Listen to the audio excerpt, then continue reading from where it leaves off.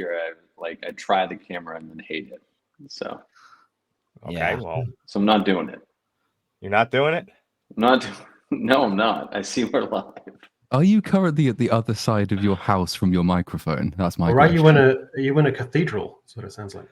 No, I am on these AirPods because it's the only way to talk while on an iPad. Hooray. The voice of an encouraging relative speaking in a dream who's long since deceased. Well, I guess I'll do the intro since you're just an avatar. Hi, everybody. Hello. Welcome to BSUP with Cynic Avatar and Active Avatar Little Platoon, and on my internet because Cynic asked me to do that. That's right. I'm all patched together. I sound like shit. The camera's not on, and it's because I'm away from my normal office. Fine. I'm actually tempted just to go into Streamlabs settings and find, can I lower my resolution somehow just so I'm more, sort of, in the vibe? I think you can, actually. I think you can switch to like 3:4 ratio, and I would like disperse it more.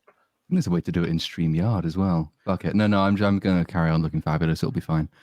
How is everyone? Thank you all for coming. Hello, chat. We have some things that we're talking about today. Someone forced me to watch Venom 3, for example. Hooray. That was me. Has everybody I feel like seen that's a running Venom 3? theme is we're forcing you to watch all these things. Yep, that's twice in 2 weeks. That was fucking, yeah. I think I had more enjoyment watching the Fred. No, not Freddy. Which the other one? Friday. Jason. Jason takes Manhattan via boat really slowly. Yeah, that was more fun than the Venom film. Right. Because I think I've seen the first Venom movie, but I don't remember a single thing about it. I don't think I knew there was a second Venom movie. And I don't know anyone who knows that there's a second Venom movie, and yet somehow they make loads of money, which is very confusing. Can someone give me like a recap before we get into Venom 3 as to like important story beats that may or may not be relevant for 3? So the only thing from Venom 2 that's even sort of relevant is that random guy that they bring in and they give him the symbiote so he can like be the exposition dump character. That's it. Everything else they completely ignore. Yeah, the first two are standard cape shit fare where you've got, character hero or anti-hero that's basically facing off a supervillain that has the same powers as him. I don't remember. I never saw the second one until last night, and I don't remember anything about the first one. The first one is, I would say, objectively the better of the two movies. I agree. I think pretty much everybody agrees with that. I've never met a single person who thinks the second one is better than the first one. Mostly because they wasted a lot of really good stuff. They ripped things directly out of Maximum Carnage, which is one of the best Spider-Man stories ever. It's a little 90s, but it's one of the best ones, and they barely used any of it. Yeah, but the thing is, the first Venom movie, Blumhouse had that movie Upgrade that was basically like better on all, conceivable notions. So that's why I guess Venom, the first one, is who cares? Upgrade was fun, and I don't know. It's just I'm not a fan of the comedy they're trying to go for all three of them. It's like it's try hard and cringe. It's definitely gotten worse as time has gone on as well. Right. Like the first one had its comedy moments, but they were fewer and further between. Then the second one really tried hard, and this one I feel doubled down on that. Yeah, watching the second one was rough because Woody Harrelson really chews up the scenery and hams it up, and it's bad. I did have that problem at the beginning of this movie when sort of it's Tom Hardy. By the way, Tom Hardy looks old and so done with this franchise. I don't think I saw him pull a single facial expression that wasn't just, I don't want to be here. That was impressive all the way through. The one bit his character has all the way through is that he's hungover. I guess that's a thing from previous movies. Maybe. I don't know. He's a drinker. He's a drinker, even though he doesn't really do much drinking in this movie, except at the beginning. But at the beginning is when, you obviously got Venom's voice in his head, which is very keen on some particular kind of cocktail. And I looked at it and I thought, fucking hell, this joke's been going on for a long time. It's only 30 seconds into the movie. How have you already made me tired of one of your two main characters? Yeah, and it just goes on like that. Almost every single scene in this movie is about 3 times longer than it needs to be. And it thinks it's funny and it's not funny, and that just makes it seem even longer. The question is, do 12-year-old boys and little kids, do they like these movies? Do they think it's funny? I think they're big in they- China. They're big in China. Lots of I things think are big so. in I think China. they are, which is hilarious when you consider I'm that big they in China.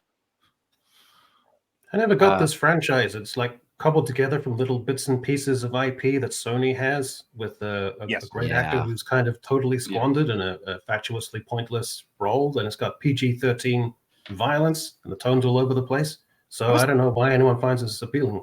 I was thinking they should be kind of rated soft R. Honestly, there's some pretty gory stuff and a few F-bombs here and there, and always go hard. Always go hard R.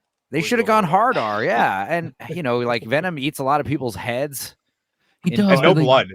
That was the thing that's the no blood is the thing that stood out for me because I was watching it and thinking, well, I don't actually know what age range this is targeting, Right. but I'm pretty sure it's trying to target a younger one than it feels like it is, precisely because when he eats people's heads, there's no blood splats. Like, there's very little gore for all of the supposedly gory deaths the film has. I'd like to think if I was a 12-year-old kid in the 90s and you could go back in time and send me the Venom trilogy, I'd probably like them. I'd probably think they were a hoot. Maybe if I was like 7 or 8 years old, actually. But the question is, like, I mean, if I told my younger self, like, they're going to make Venom movies, I would not think they would be anything like these.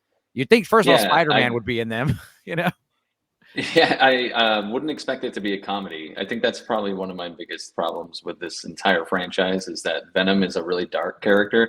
And I grew up in the 90s, so it was his edgy version that I'm accustomed to. So the Yeah. decision to turn him into a comedian essentially really just wasn't, that wasn't for me from the get-go.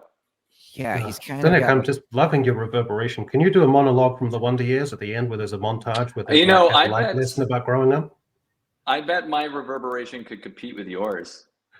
Your, You guys should your have like a microphone reverb doesn't off. sound too great either. Yeah. Oh, We really? need to do like the Howard Yeah. Stern thing. Have like a lady sit on her speaker with bass all the way up and see who does better. What was I going to say? Why is Otto Hightower acting like a hippie in this film? Because That was one my of two surprises for me, actually. It was Otto Hightower shows up, and also Baron Mordo's in the movie. He's in the Doctor Strange movies. What's he also doing in this movie, which is supposed to be kind of connected to that? Is he Yeah. playing a Baron Mordo? No, he's not. He's playing a completely different character, as far as I could work out. I guess they just forgot that he was a pretty important character in Multiverse. I'll top that. What is it? The one that what is it? Otto Hightower. I always forget. Ifans, that's his last name. He's in the Amazing Spider-Man movies as Lizard. Yeah. So That's he's him. already been. So they just give no fucks at this point as who's playing who. It's funny because one of the first lines in the movie is the obligatory thing that all sort of semi-disconnected things from the MCU have to do now, which is shit on the multiverse. Like Venom actually has a line at the beginning of the movie saying, "I'm sick of all this multiverse shit." And yet Right. here you are casting people who are already in other multiverse things that your movie is attached to because you inserted it at the end of fucking No Way Home. Sony is not in a position to be complaining about the multiverse just because Right. it stole Spider-Man from them. I can understand that they're bitter because their Spider-Man universe doesn't have Spider-Man in it. It's still like you're connected to it, and they keep wanting to be connected to it because obviously I don't know. Are we doing spoilers? I'm kind of assuming we are doing spoilers for this because I mean, does my anyone entire really care? review I released earlier today is me going through the entire script and spoiling the shit out of it. I didn't even put my standard spoiler warning because I don't think anybody cares. No, Right. okay, chat. You have exactly 3 seconds from the minute I say now to leave if you don't want spoilers. Now, 1, 2, 3. Yeah, okay. So who is the fucking weird villain at the end who I assume they're going to try and shove into the MCU at That's some point? His Null. name is Null. Yeah. Played by Andy Okay. Serkis for some reason. Yeah. Really? 40 I didn't know all that. 40 seconds of Andy Serkis. He's doing in the this movie. Thanos Yeah. thing where he's in another dimension, like kind of talking with his face obscured the whole time, and he's only in like 2 or 3 scenes. And am I Error. right in thinking that he is a Thanos level threat? That's what I googled him, and Yeah. that's what the internet tells me. Yeah. So Yes. So he's go ahead. very incompetent for a Thanos level threat. How did he? So should we set this up for people? So you've got this guy Null, and the film opens, and he's expositing to his own followers how he Right. ended up in this prison. I the don't know 100th how they time ended up there he's with told him. that story. 100th time he's told it. Every time they're sick of it, but he's the king, and so they have to go along with it. And he's like, "Oh yeah, the symbiotes they betrayed me and they locked me in here. And there's a magic key which has been created, and it's called a codex. And so now I know, even though I'm in prison, that the codex has been created, because as we find out later, the codex is created when a symbiote saves the life of the person to whom it's attached. And this creates a codex which he can sense from wherever it is he is. And then he sends his followers out from the prison where he's stuck, who can't rescue him from the prison where he's stuck, to find the codex that they can't see unless Venom is in his full form, except where they can see, because the film forgets that's what they do. And the whole plot is basically strange evil alien monsters try and find codex to rescue man, can't do it, but then he has a post-credit scene where he says, I'm going to burn the universe anyway. It's like, fucking good luck. Yeah. I gotta like say though, at the end of the movie too, the monster, the generic CGI monster, that's the actual antagonist. yeah, He then sends a signal out to get all of the other generic CGI monsters there, instead of doing it right at the beginning of the movie when he actually locates Venom.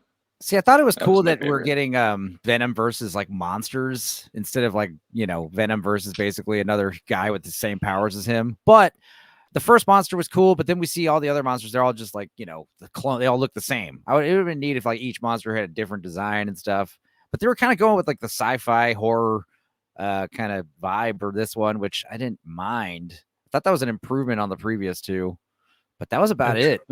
I tried to get the plot summary from the Critical Drinkers review, because he's usually brisk and economical and engaging, and I just couldn't psychologically get a purchase on it. My brain kept slipping out of gear, and I just couldn't absorb any of it. It doesn't even follow how it sets up the entire film. Like, he says some generic line about blackmailing a guy to clear his name because he. It was a judge. It wasn't just a guy. He literally is going to go blackmail like a federal judge in New York. Like that. I'm sure that'll work. Yeah, I didn't. So that's like never revisited for the remainder of the film, and I didn't know. And it's only mentioned once. So I was like, is this a person that was in a previous movie? Like, I went, because I only saw those movies once, I went back and researched. I couldn't find anything. So it's just mentioned to get the plot moving, and then never fucking brought up again. Yeah. The whole thing with the multiverse, like dissing it, you can't say that. You can't be shrewd and savvy and say something is passé if you partly engendered it and kind of rode on that wave. It's like you can't be the Bee Gees and suddenly say, yeah, disco's passé, I'm all punk now. It doesn't quite work like that. Yeah, it's like people who were, you know, kind of on board the woke train, and now it's kind of cool and popular to be anti-woke, and they're kind of like, oh, I was always like this. It's, you know, it's fucking, this stuff's terrible. It's kind of the same thing. It's hip to hate on the multiverse stuff, you know? Well, I do think there is a level of it with Sony where I don't necessarily think that they're doing it just to be hip. I think that they're really actually angry that they can't use Spider-Man the way they want to. No, of course. In fact, the second Venom movie kind of hints that there will be some kind of Spider-Man crossover, and then this one's the big finale of the Venom. I thought the whole point of these Venom movies was to build up to like a Spider-Man crossover, right? Well, but we already had the crossover. It was the post-credit scene of Spider-Man No Way Home when he's briefly in the same universe as Spider-Man is, and then he disappears again. Turns out that was it, yeah. I think it'd be good if they did like a cheap knockoff to try and get around it, like Arachnid Dude. Well, I said that. Miles Morales. Said that in my I actually said that in my review, that there's a couple of ways around it. So there's so many different Spider-Men. Not only Miles Morales, there's his clone, Ben Reilly, who's, you know, the Scarlet Spider. They could have used that. They could have dusted off either one of their existing universes. Because I know Andrew Garfield has said if the script was correct, he'd come back and do it again. So there was several ways around this, not using Tom Holland's Spider-Man. I think the words "if the script is correct" are doing all of the heavy lifting there. Because really, Sony are incredibly lucky that someone has taken Spider-Man off their hands, given what they're able to produce is absolute bilge. The only value in that character has kind of been created by the Marvel movies he's attached to at this point. If he were brought back into the Sony universe and subjected to the kind of film that we've been getting, because what is the Sony cinematic universe? It's Morbius, Madam Web, 3 Venom movies that no one admits to having seen, except us, apparently, and soon to be Kraven the Hunter, and that's it. It's Why would just- like no one with any ounce of integrity would want their favorite character associated with any of this shit? Right. Can they get one of the spider people from the Amazon when Madam Web her mother was researching spiders in the jungle? Oh yeah, well, her web does connect them all, as the Yeah. film says. Yeah. Well, I mean, Oh, I remember seeing like a lot of cast members in this and being like, wow, this guy, this lady, the mom was she's Frank's crack whore wife from It's Always Sunny. She's also a few other good stuff. And yeah, the dad, or what's his name? Like I said, it's Reese Ifans. yeah. Is how I want to say Ifans. Reese. I want to say Ifans Reese is Darby, but that wasn't Oh, correct. Ifans. But, it's one of those ones. His actual, when I was looking him up, his actual last name is Evans in real life, like not his stage name. I'm like, Yeah. So why didn't you go with Ivans then? It would have been closer to you. I like Juno Temple, and it was cool seeing her. But man, she looked a lot better with that baby fat on her face. She's kind of like gotten too slim now. It's like, eat the donut. She hasn't done a movie when I was writing my script. She hasn't done a movie in 4 years, and this is the one she breaks away from it. So she's been doing exclusively, TV, though. Yeah, TV, and like somebody must have told her, yeah, this is the one. This is the one that you should do. And Dude, honestly, nowadays TV is like more job security for actors, So it's like a reverse '90s thing where like acting on a big TV show. Like think about that lady from Law and Order SVU. Like think about Mariska Hargitay. Yeah, I mean she's probably doing pretty well for herself, I think I didn't actually put up the slide though because it's going to change the topic immediately when I do. So Cynic, should I just put that slide up or? I think it's okay. We're not hyper professional here. Can you hear me? Okay. I mean, go on. Yeah. Well, I just I think this is the scene we got to talk about. This was cringe, obviously, but when he first runs into her, the old Asian lady from the first two movies, I was thinking like, dude, Tom you should totally do it, Tom. Like you're in Vegas. Like, what are the odds? Like, she's looking pretty good for an old Asian lady. Like, yeah, show her the time of her life. And then he wouldn't have turned into Venom and danced with her and gotten the the alert signal GPS thing. God, yeah, just to make that clear for people in chat. So at this point in the movie, they've known for ages that him turning into his full Venom form is the thing that triggers the evil monsters. But then he sees her and he thinks, no, fuck it, I've just got to have a dance with her. Got to dance. And again, they drag this out. So even though it's stupid at its face, they keep going. And it's ABBA's Dancing Queen. And I've never hated that song before, but now I do. Well, because this film made me hate it. It's also used in so many other movies. Like I remember Dick with Michelle Williams and Kirsten Dunst when they were skating around their roller rink to that song at the end. It's in a lot of movies. It's like use a song that we haven't heard in a while. Use some Casey and the Sunshine. The CGI just looks terrible here too. It's just a showcase of terrible effects because he looks like Gumby. It doesn't look good. It doesn't. We've gone from Venom, this intimidating. Incredible villain to this joke that's dancing and he looks like a CGI mess. And if Eddie Brock had just had a decent set of cojones on him, he could have just stayed in his Tom Hardy form and just had a great night with that old lady. Maybe who knows where it would have gone, but no regrets the next morning type thing. And she does look significantly older in this movie. The first two movies, she looked way younger than she does in this one. I don't know what the hell happened. She gotten all dolled up and put on a big cocktail dress and went out to the dress code enforced casino, which I've never heard of. I think casinos will let you walk in your pajamas as long as you're there to spend money. If I have a crippling gambling addiction, they don't care what I'm wearing. I'm impressed that some American casinos have actually got like a kind of little ATM kind of built into the sides of some of the slot machines now, so you can actually just literally put your money straight into it. That's great. Oh yeah, Vegas has figured out ways to siphon money right out of people's accounts very easily. That is a good example, though, the film's addiction to and then storytelling. So the idea for Tom Hardy's character is that he's been framed for some murder. He wants to go to New York to bribe a judge, even though he's already in Mexico, and you'd think it would be safer, but no. So he jumps on an airplane, and by on an airplane, I mean on the outside of an airplane. They get attacked by the evil monster because it knows where Venom is, and they fall down into a desert, and then there's a fight, and then he escapes, and he gets picked up by Otto Hightower in a van, and his family drive him to Vegas. And then rather than stealing a car to get to New York, which would be quick and simple, and the film would be over, he decides that he's going to go into a casino and bet money to get a car, I guess, that he could have stolen. And then he meets the Asian woman, and then they have a dance, and then the monster attacks. But then a helicopter also shows up, and then they get taken to Area 51, and then the alien sneaks in because it can track a helicopter as well, apparently. And then there's a big battle, and then the film is over. And Venom is kind of dead, maybe, probably not though. And then you get the post-credit scene, and that's like evil villain guy. And then there's another one where the bartender from the post-credit scene from the previous film is in the thing from the other film, and he's there, and there's a test tube thing with another it's just fucking awful. I don't know why I saw this movie. I didn't even watch that post-credit scene. I figured that I skipped it. I left. I just left the theater, not then you realizing missed the tie-in to Deadpool and Wolverine, where they end up in the void, which is where they end up in the final post-credit scene. That's where they are with a new symbiont, which is probably going to be somehow Venom also. You know, when you put it that way.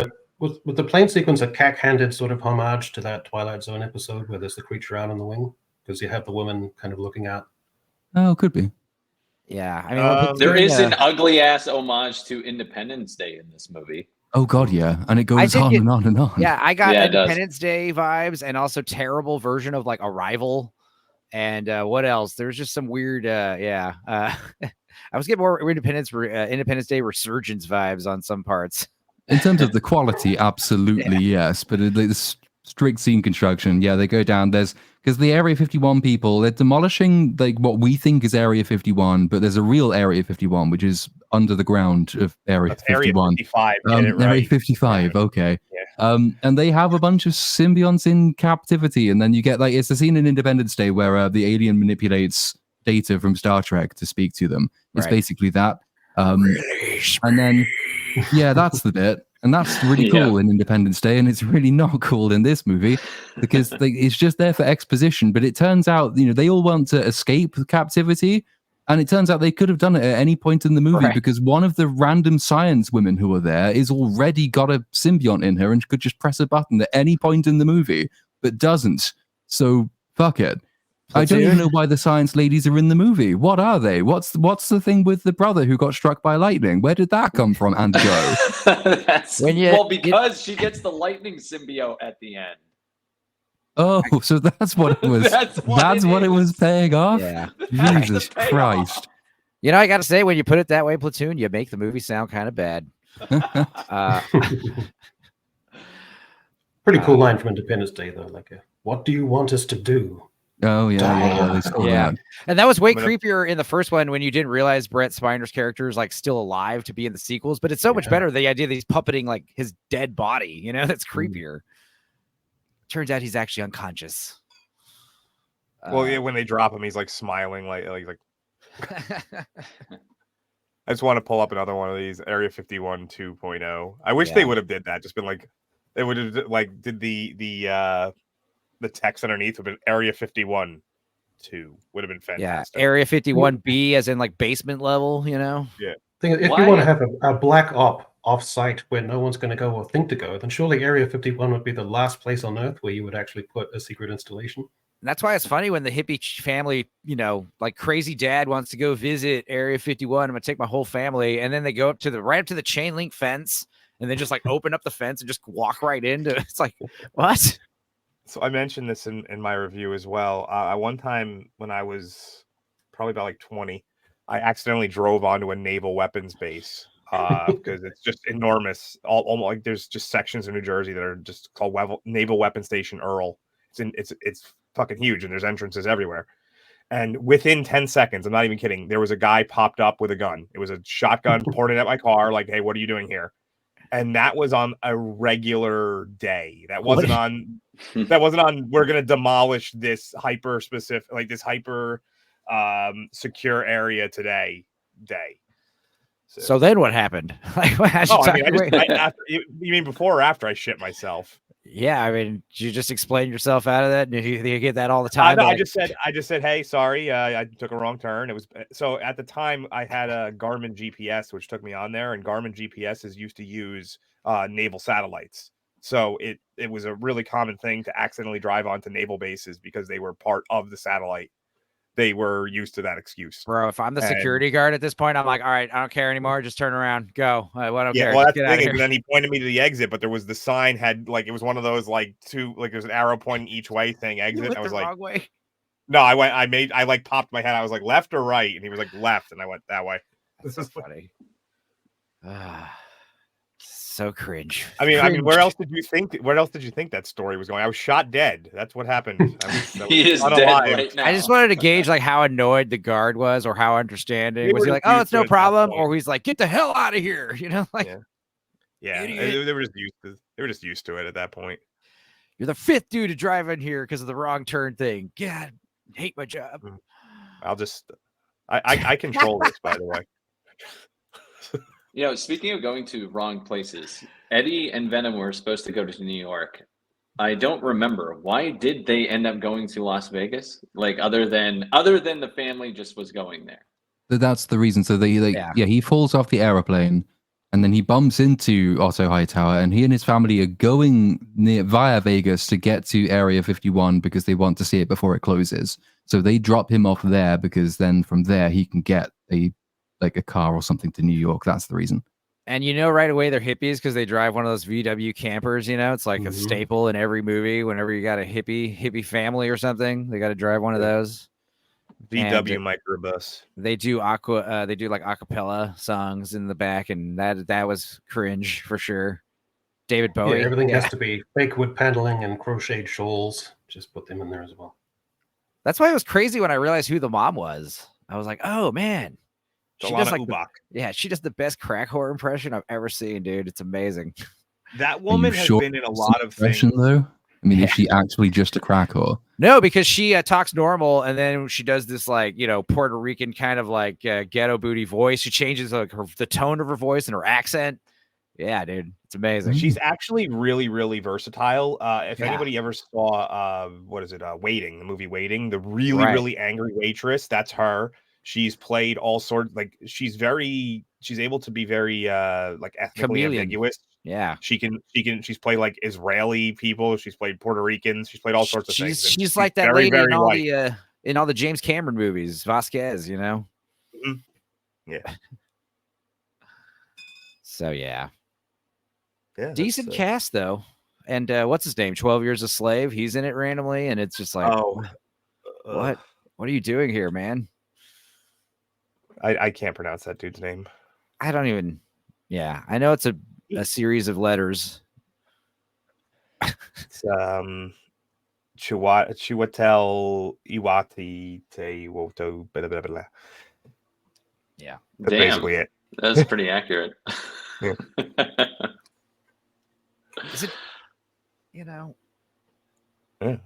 This is how great this movie is, guys. We've run out of things to talk about. Yeah, well, yeah.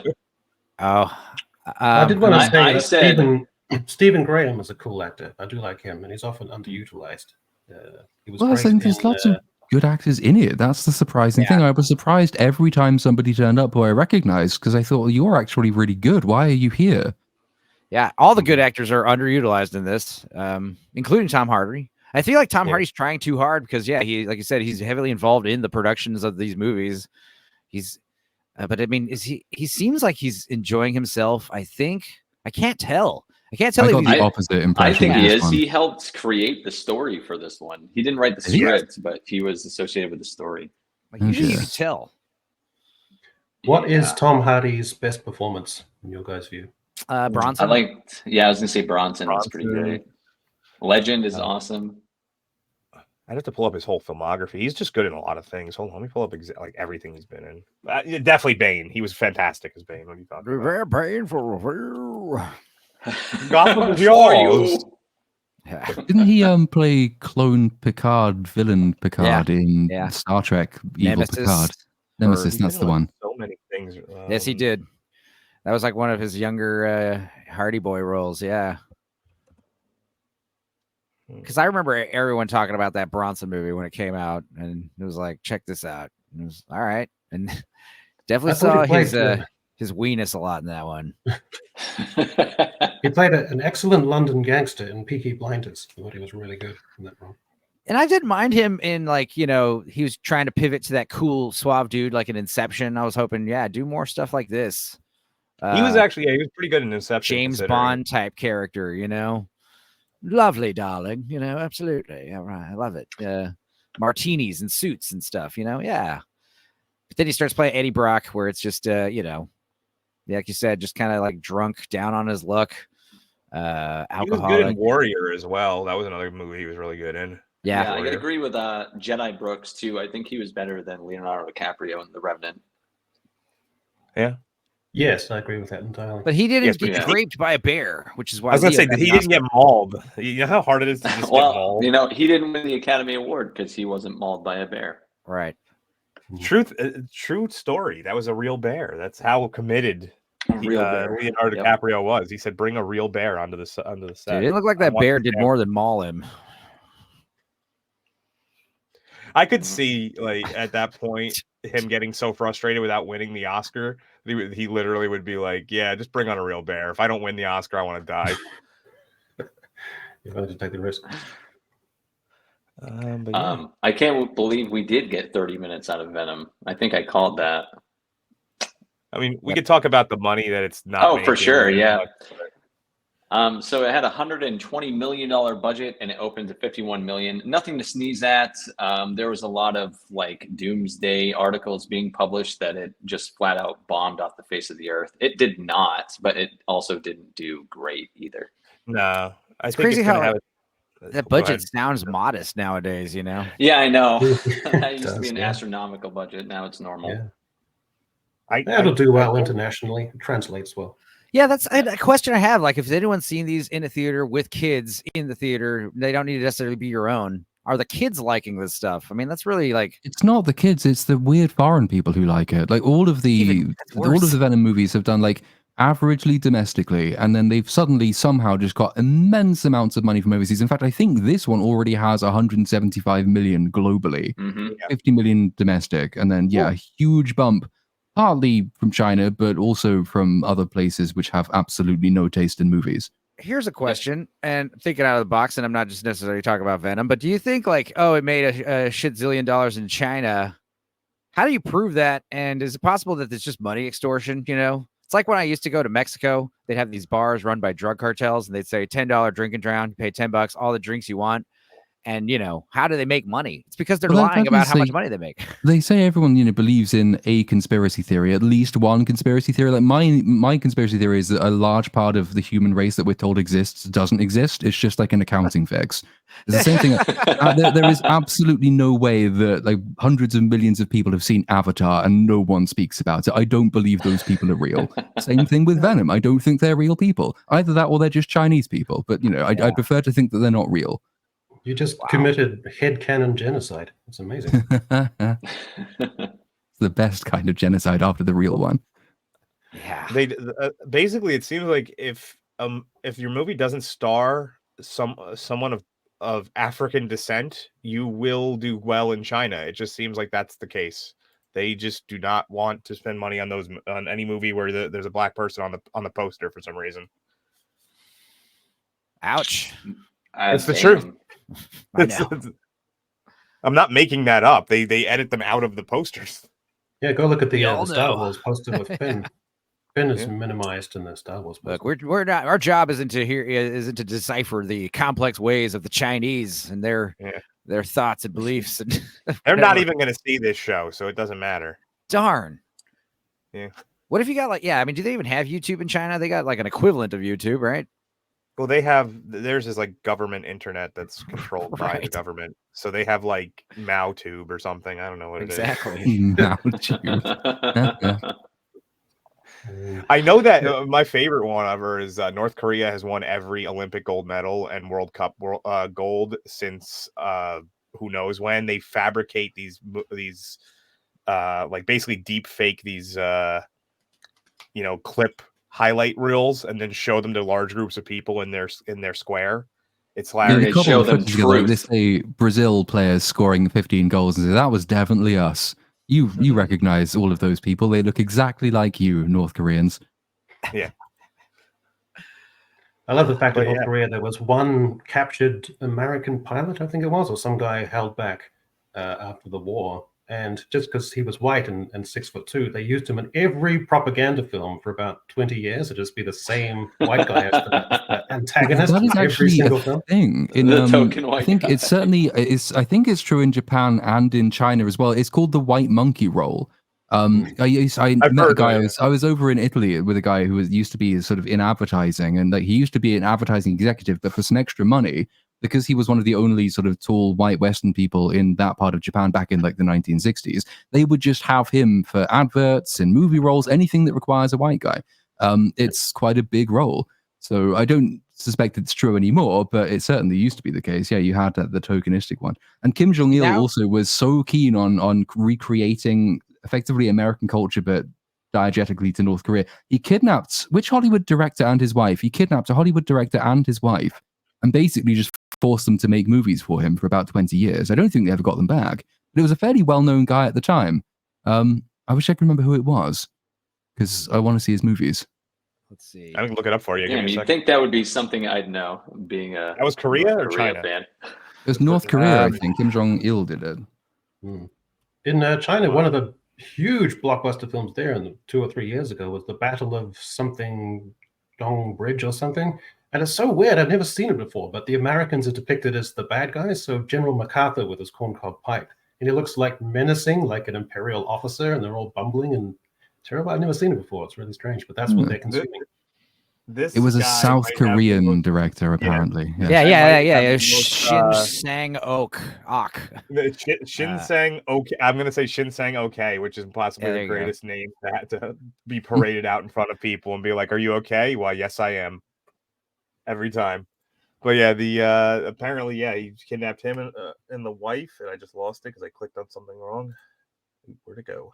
There is a great Chinese commercial where they a sleek, petite woman has a black boyfriend, and she somehow manages to inveigle him to push his head down. He gets into the washing machine, and she pushes his head down, puts a lid in, puts in the powder, and then he emerges as a soft, doughy-eyed Chinese That or Korean is guy. actually a recreation of an Italian or a French commercial that did this exact opposite. It like took like a weird looking white guy, put him in the wash machine and put him in there with color safe bleach, and he came out and it was to be like it's also safe on coloreds or something like that. It was, honestly, that white monkey thing, that like you're describing a cool movie that I would watch that sounds original, just like make a historical comedy about that kind of thing.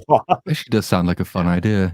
Yeah, the white monkey. I would watch the hell out of that. Sure. This was that person, Dildo Shaggins. I think he's referring to when there was a plane that went down and they trolled the shit out of people. They were like, "Was something wrong? Bing bang ow." Oh no, we too low was one. Something wrong. We go bang. And it was like Ron Burgundy. They read the whole thing, and then as soon as they're done, they're like, "Ooh, wait a minute! I see what we're doing now." Apparently, I'm dark fringy now. Apparently,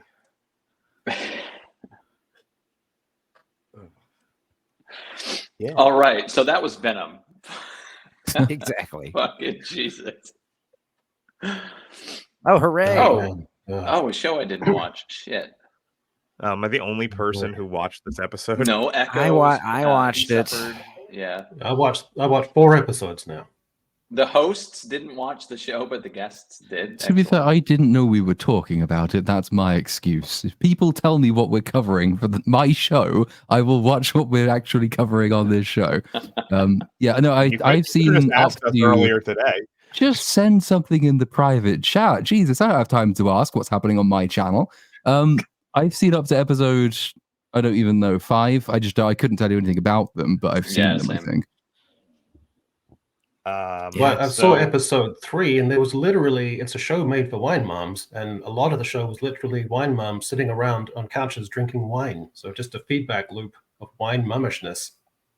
So it was horrific. It was excruciating. Come back, She-Hulk. All is forgiven. I can't handle this. Honestly, seriously, am I the only person who saw this episode? I saw all 7, and I hate you for it. Good. I'm sorry. But I mean, it's not that the show is that bad. It's just like, like you said, it's just not for me. The idea that Disney wants to pivot and have like one Marvel show for your mom or your sister or your daughter or your girlfriend, that's fine.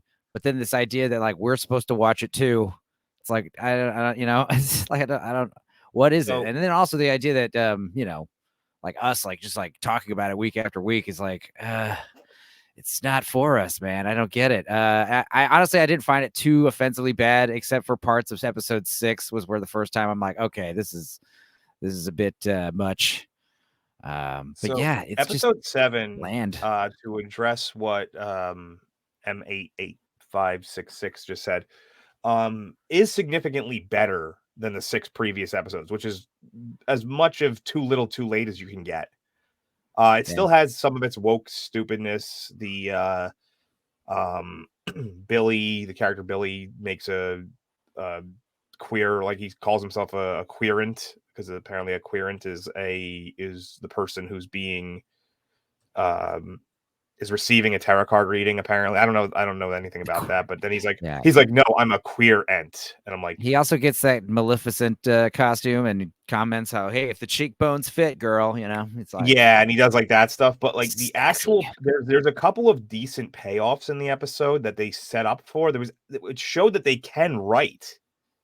Throughout the entire show, Lilia, the old weird, lady, the weird old lady, she keeps having these random moments where she like screams it's just something. It's usually a tarot card, and they all kind of culminate in that she's been essentially doing this reading the whole show up to this point. It's actually a solid payoff for these things that seemed like they were useless and random. The problem is it's like a Holdor moment. Yeah, it's like that's it. That's great. It's exactly like that. It's like Holdor.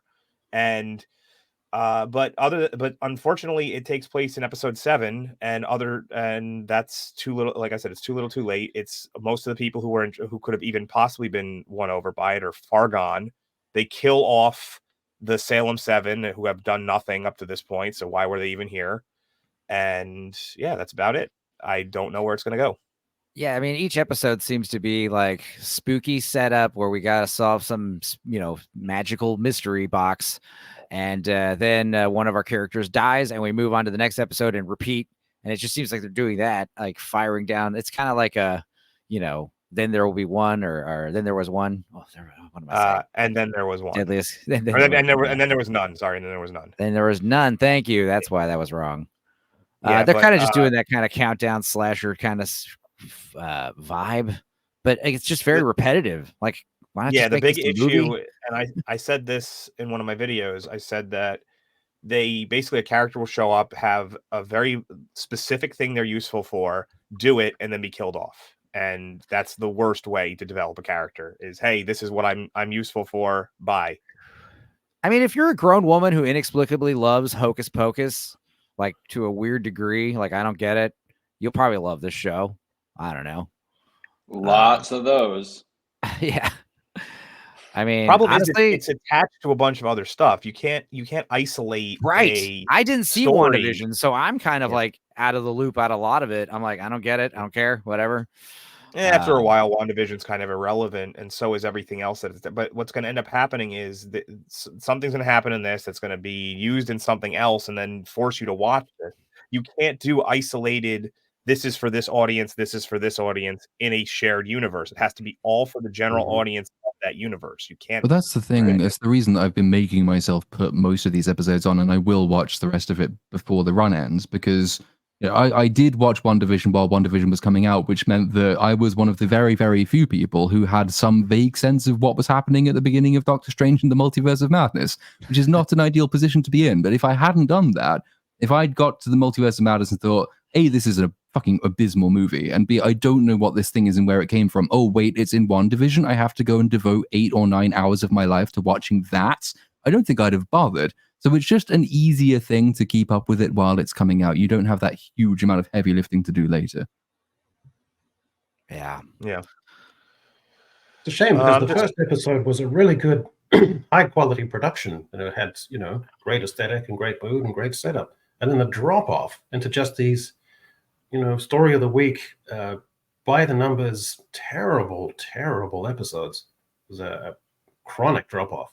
Hard to Even believe then, it. I thought so. The first episode, I agree up to a point. I mean, I think the aesthetic was interesting, but as soon as you figured out what the skit was, and it was quite clearly trying to be a skit, and it was an episode-long skit, if the skit doesn't land in basically every dimension, if it's not as funny as it thinks it is, if it's not as interesting as it thinks it is, if its twist isn't as secret as it thinks it is, then you are sitting there for a very long time thinking, yeah, I get it. Move on. Where are we going with this? That was the experience I had watching episode 1, and it did drop off from that, but that was a fairly low point from which to drop. The young twinkie gay man with late middle-aged women dynamic. There's something unsettling about it that I can't quite put my finger on. I don't quite know what it is. Yeah, it's I mean, even if he wasn't younger, if he was their age and still a gay man, it's the idea like, you know, he's a non-threatening male that you can, you know, surround yourself with.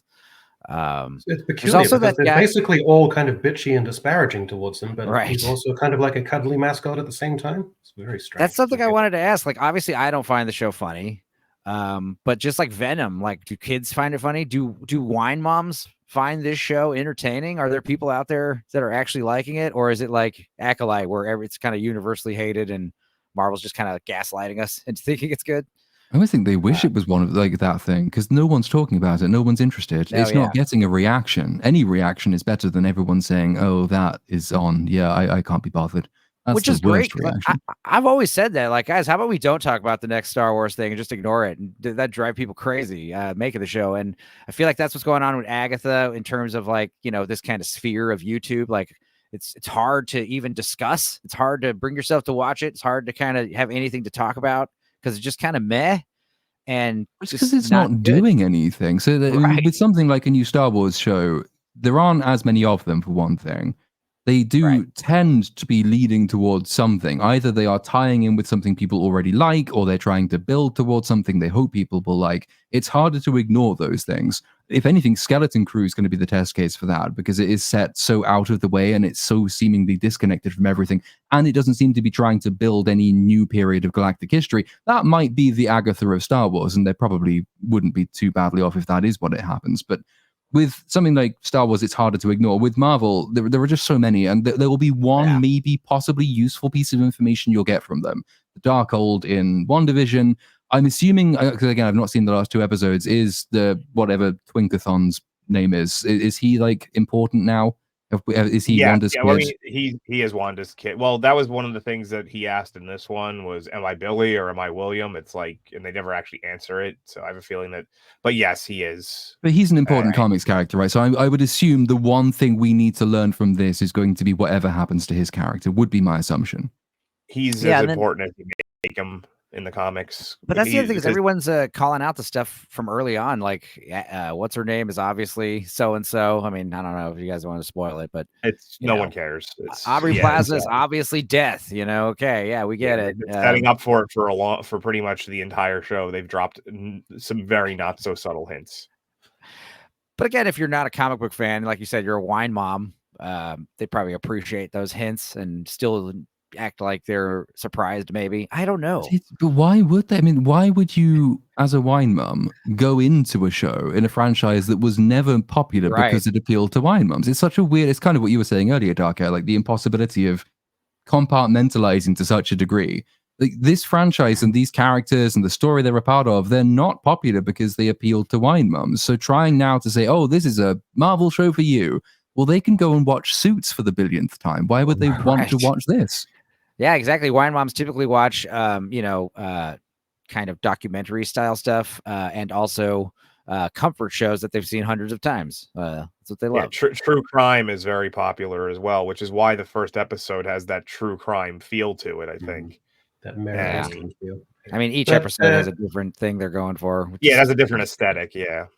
So it's not supposed to be serious drama where there's a willful suspension of disbelief, but even at the layer under that, where it's supposed to be ironically campy and silly and the actors having fun, at that level, it's still cringeworthy. And you just see these adults standing around doing and saying the stupidest shit in the most contrived way with this ridiculous emotional economy of we're in goofy, funny mode, and then suddenly pivot, twitch, and now we're in super dramatic mode where everything's profound. Because it's also muted, right? Even if they were going for the super campy stuff, they're not doing that. They're not leaning No. into it. There's not enough of it. So that you can't really even mark it out as that. You can tell that's some of the inspiration that they're slightly leaning into it, but very, very little. It's such a muted middle ground type show. There's not very much campy humor. There's not even very much Wine Mum style humor in it. It's just, this is what the easiest buttons to press are for what they assume that audience likes. But they're not really going for it at all. It's not actually a genre piece very much. It's just bits and pieces of multiple genre pieces without the effort required to actually bring them to life. The other issue, is like the tone of every character, and this isn't just with Agatha, this is with a lot of new stuff nowadays, is everything's so cynical and just bitchy, catty, everything. There's just, everyone's a dick. It's like, why are we hanging out with a whole ensemble of assholes? The only person who was nice to anyone died in the 3rd episode, and that was Deborah Roop, Kitty Foreman. She was the only one, and she was the biggest thing. And like you said, dude, the 70s episode, that was one of the better aesthetically episodes because the girls, some of the girls looking not bad, and they got that cool record studio kind of set they're hanging out to, which I'm a fan of recording studios and all music and all that. But why didn't you have Kitty on the 70s show episode? Like, that was like,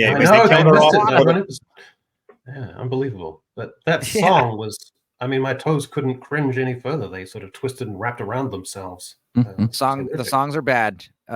It's not good. It's like that Lin-Manuel or Miranda. I don't like, his songs are not catchy. Like melodically, the tunes are grating. No, he is a walking embodiment of the Abilene paradox, that guy. Yeah. Someone has convinced themselves that he is incredibly talented, though. Was he involved in Hamilton? Is that why he gets all of these jobs?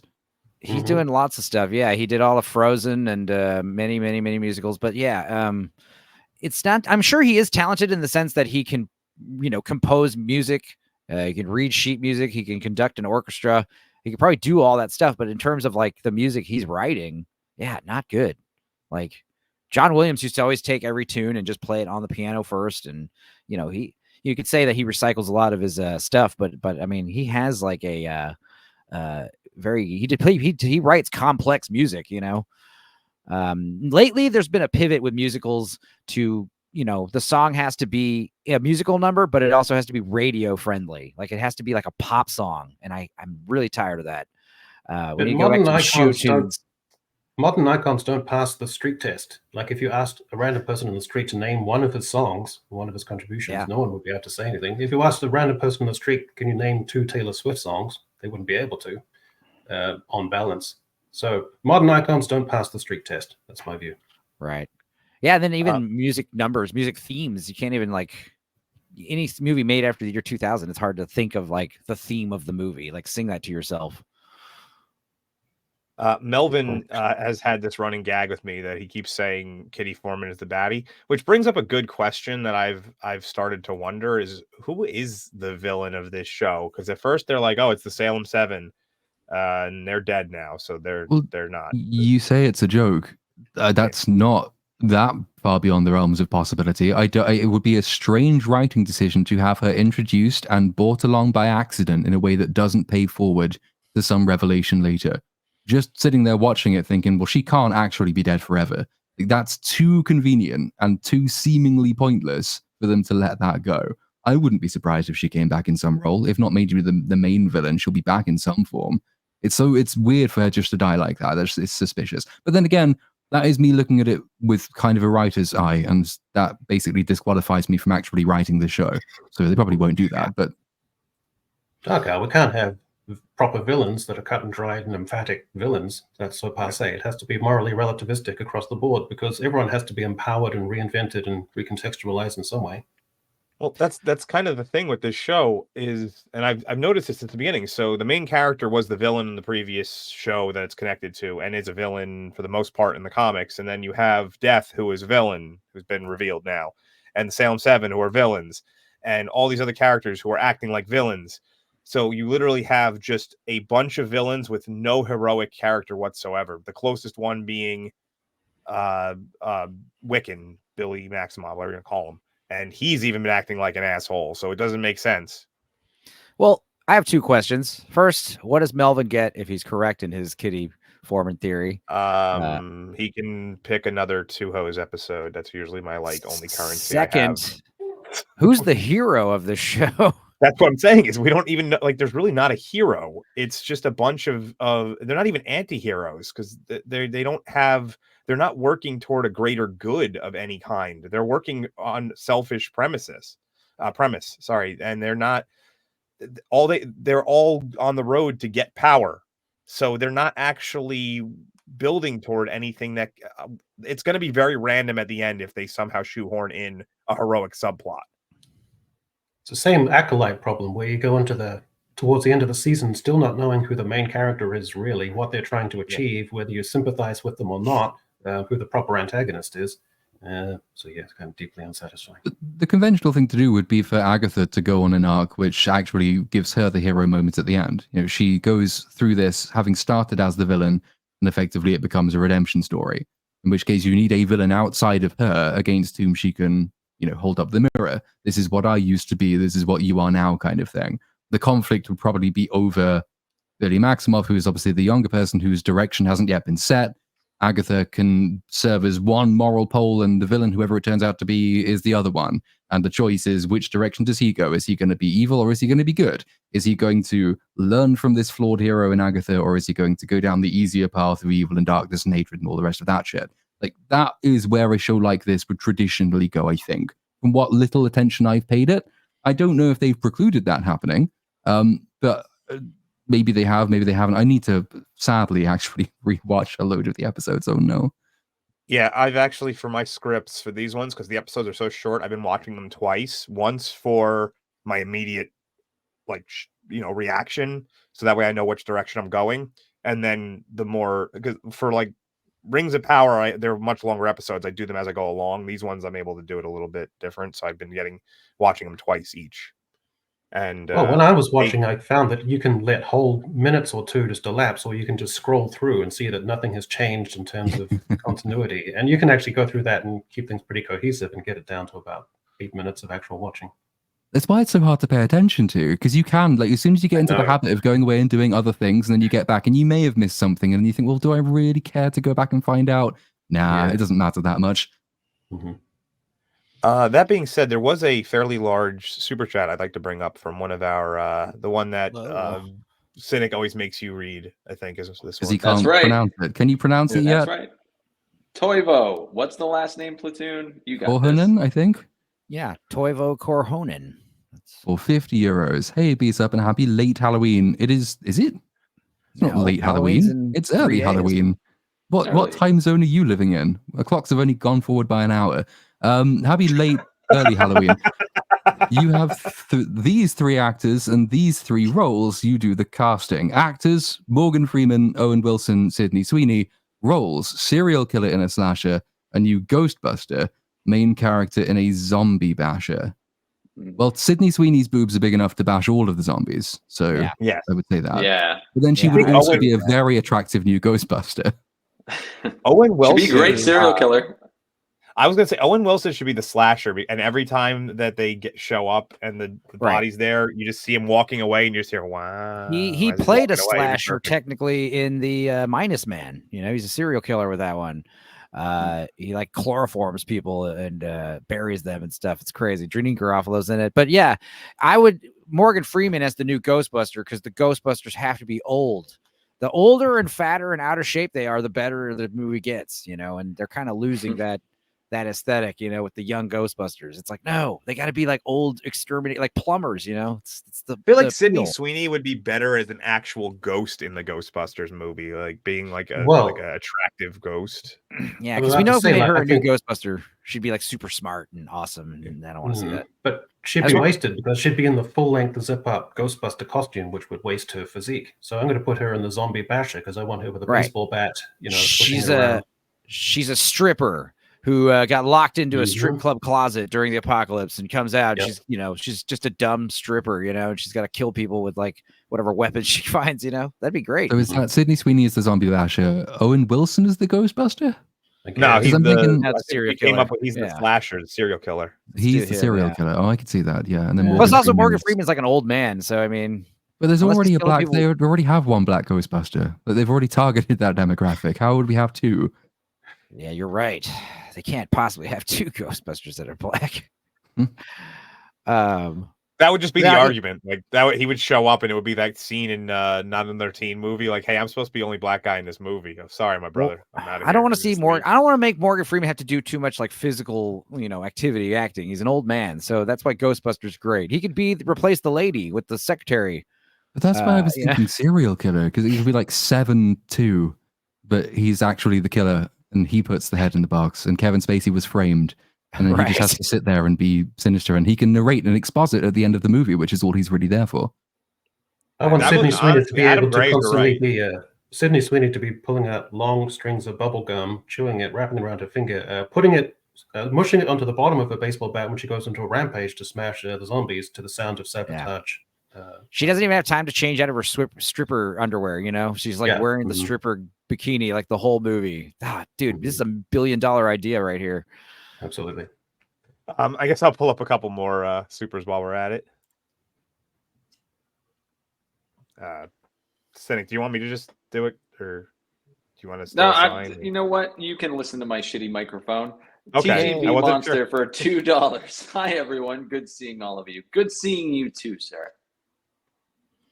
Okay, he had a follow-up, a couple follow-ups actually. Yeah, I think he sent in a few before the stream I'll do them started. all. I'll do them all in a row. Cool. TGV Monster again for $5 more. And Jason Goes to Hell, since we were talking about Friday the 13th last week. The main character finds the Necronomicon in Jason's house. Many theories believe his mother uses it to bring Jason back to life. Well, that lore is fucked. Wasn't Yeah, that we already supposed to know be that like lightning- a- wasn't that supposed to be a lightning way to brought like Jason do a back to life. like a back like a sort of a backdoor pilot, I guess, or just a hint that there was going to be Ash versus Jason as well? Like that was Yeah, because they were considering like Ash versus Freddy versus Jason. Yeah, that's how you do the sequel to Freddy versus Jason. Throw Ash Yeah, in. they you did a you comic have book. to add somebody else. TGV Monster again for another $5. Thank you so much. To be honest, I wanted Venom to meet Tom Hardy's Spider-Man. That could have been a neat plot and interaction in Spider-Man 4, but I don't think that will happen. Yeah, they seem to have pivoted away from that. I mean, the beginning of Venom 3 does start in, it basically is like a shortened version of how Spider-Man No Way Home ended, or the post-credits anyway. And it was kind of just dismissive of that whole thing, which makes it completely pointless, which is great. Max of Zorro for $2. I want to make Echo Chamberlain's Chambers echo. Ooh, anytime. So from Toivo Kohonen, I can't pronounce it either. This one was before. I should have probably pulled this one up before the other one. Toivo was it Korhonen. Korhonen for $5. 5 fake bucks. Sorry, I have to go to sleep, but here's one casting couch for you. I love hearing what you come up with these, but please tell me if you get fed up. No, those are some of the best supers. This should have been before. I didn't realize it was here. Oh, gotcha. I feel there should be at least 2 double dot umlauts over the O's in his name somewhere. I think that those are some of the best supers because it allows us to kind of debate things. Well, it's not only that, but it allows us to not talk about things like Agatha, Right. which is really the fun. thing that I always key. look forward to. Otherwise, we'd be sitting here thinking, oh God, what else is there to say about the Silly Witch show? But then we actually get to have a fun conversation about things that in our minds are so much better. So no, keep it coming. We could do F, Marry, Kill with the Agatha cast. Here's a super that might either get us endeared to certain friends of ours, or it might piss some people off. Let's see how this goes. What is this? Sphincter's nepotism for I always forget what all these Swedish krona. Swedish krona. 20 of those. Who's your favorite YouTuber? No circle jerk. So we can't pick. Basically, I think we can't pick anybody on the panel. Oh, come on. No, that's not fair. I was just going to get out and say everybody on the panel, and then it's someone else's turn. No, I think that is saying we can't pick ourselves or somebody on this panel. So it has to be somebody not from what we're doing here. That's my. I mean, if you're still in the chat and you want to clarify that, But I mean, that's my just as guess. on point of fact, we are quite clearly here arranged in a form of trapeze, so it's not a circle jerk. It's quite specifically an irregular polygon jerk, and that's not specified in the question. That is true. Yeah, But I think in movies just wise, for the sake of the argument, I would just say let's not pick anybody on the panel. I mean, yeah, I was gonna say in terms of movie reviewers, YouTube, I love Collative Learning. That guy's crazy. I like him. I like his theories and in-depth stuff. I think just in general, YouTube. I mean, this might give me some hate, but yeah, I'm a big Ethan Van Sciver fan. Comicsgate, that guy's hilarious.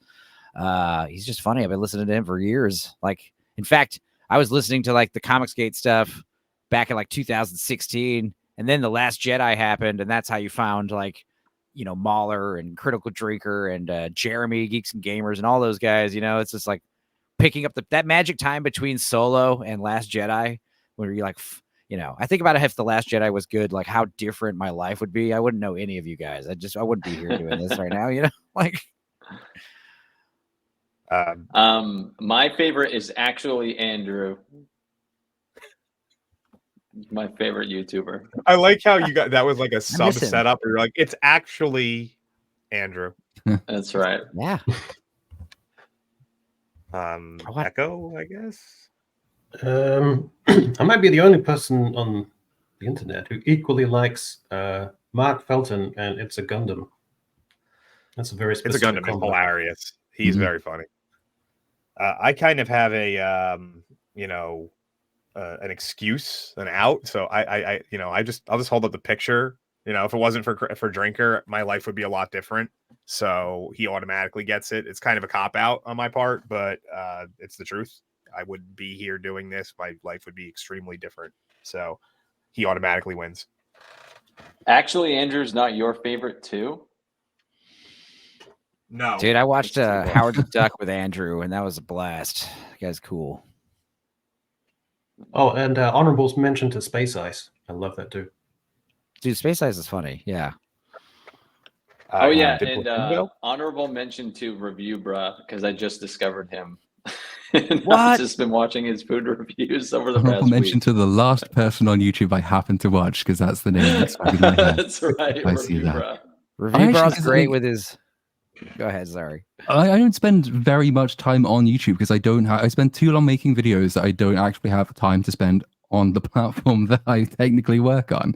So it's just like the usual list of people. I've said I wouldn't be doing this at all. I don't think if it weren't for, I think I probably found Drinker first and then Mauler, and then from Mauler, EFAB. So those are all on the list. But it's a great way to meet, people whose names that not as immediately recognizable to a lot of people in the audience, but who deserve bigger audiences than they have. So, you've got people like Gooch at Desolate Souls, and you've got the Cannolis, and you've got Vex, and all these, wonderful people that you get to meet via streams and all the rest of it. So, that sort of long list of people. And I would say as well, like the person whose reputation amongst their haters is probably the biggest mismatch with who they are behind the scenes has got to be Gary from Nerdrotic, who is such a nice person and is apparently the demon at the same time. It's weird, but there's lots of lovely and wonderful people on YouTube.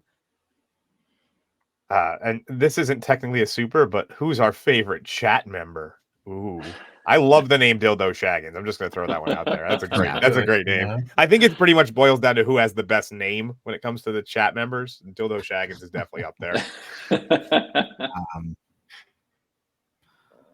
You don't actually have to answer that. I just wanted to say Dildo Shaggins. It's all of them. All of chat. Chat is always great. So it's like the people when People Magazine made everybody in the world the person of the year in like 2003 or something. We just speaking of one of our favorite chat members, Melvin Deeply for $2 I don't know if you guys know this, but Melvin is not a fan of this movie. He says Once Upon a Time in Hollywood is shit. Poop emojis. Poop. There's only 4 left, so I'll just run through them before we do a last thing. This one just came in. I think this one kind of fits in with what we were just doing. So it's for you, Platoon. Well, because like hunkiest guy is going to be some generic. Like, who takes the most steroids out of all of them? Probably Chris Yeah. Hemsworth, right? Chris Hemsworth Yeah. is the Yeah, I hunkiest. think he's definitely the biggest, like in terms of total mass, like tallest, and so He's got the Yeah. smallest legs though, because his character doesn't ever. So he just has Well, like chicken legs. He doesn't do it. For I the also gym. think Hemsworth might be like, the one I might want to hang out with most. Chris Evans is a good looking man. He's got America's ass and everything, but yeah, he's kind of a ding dong.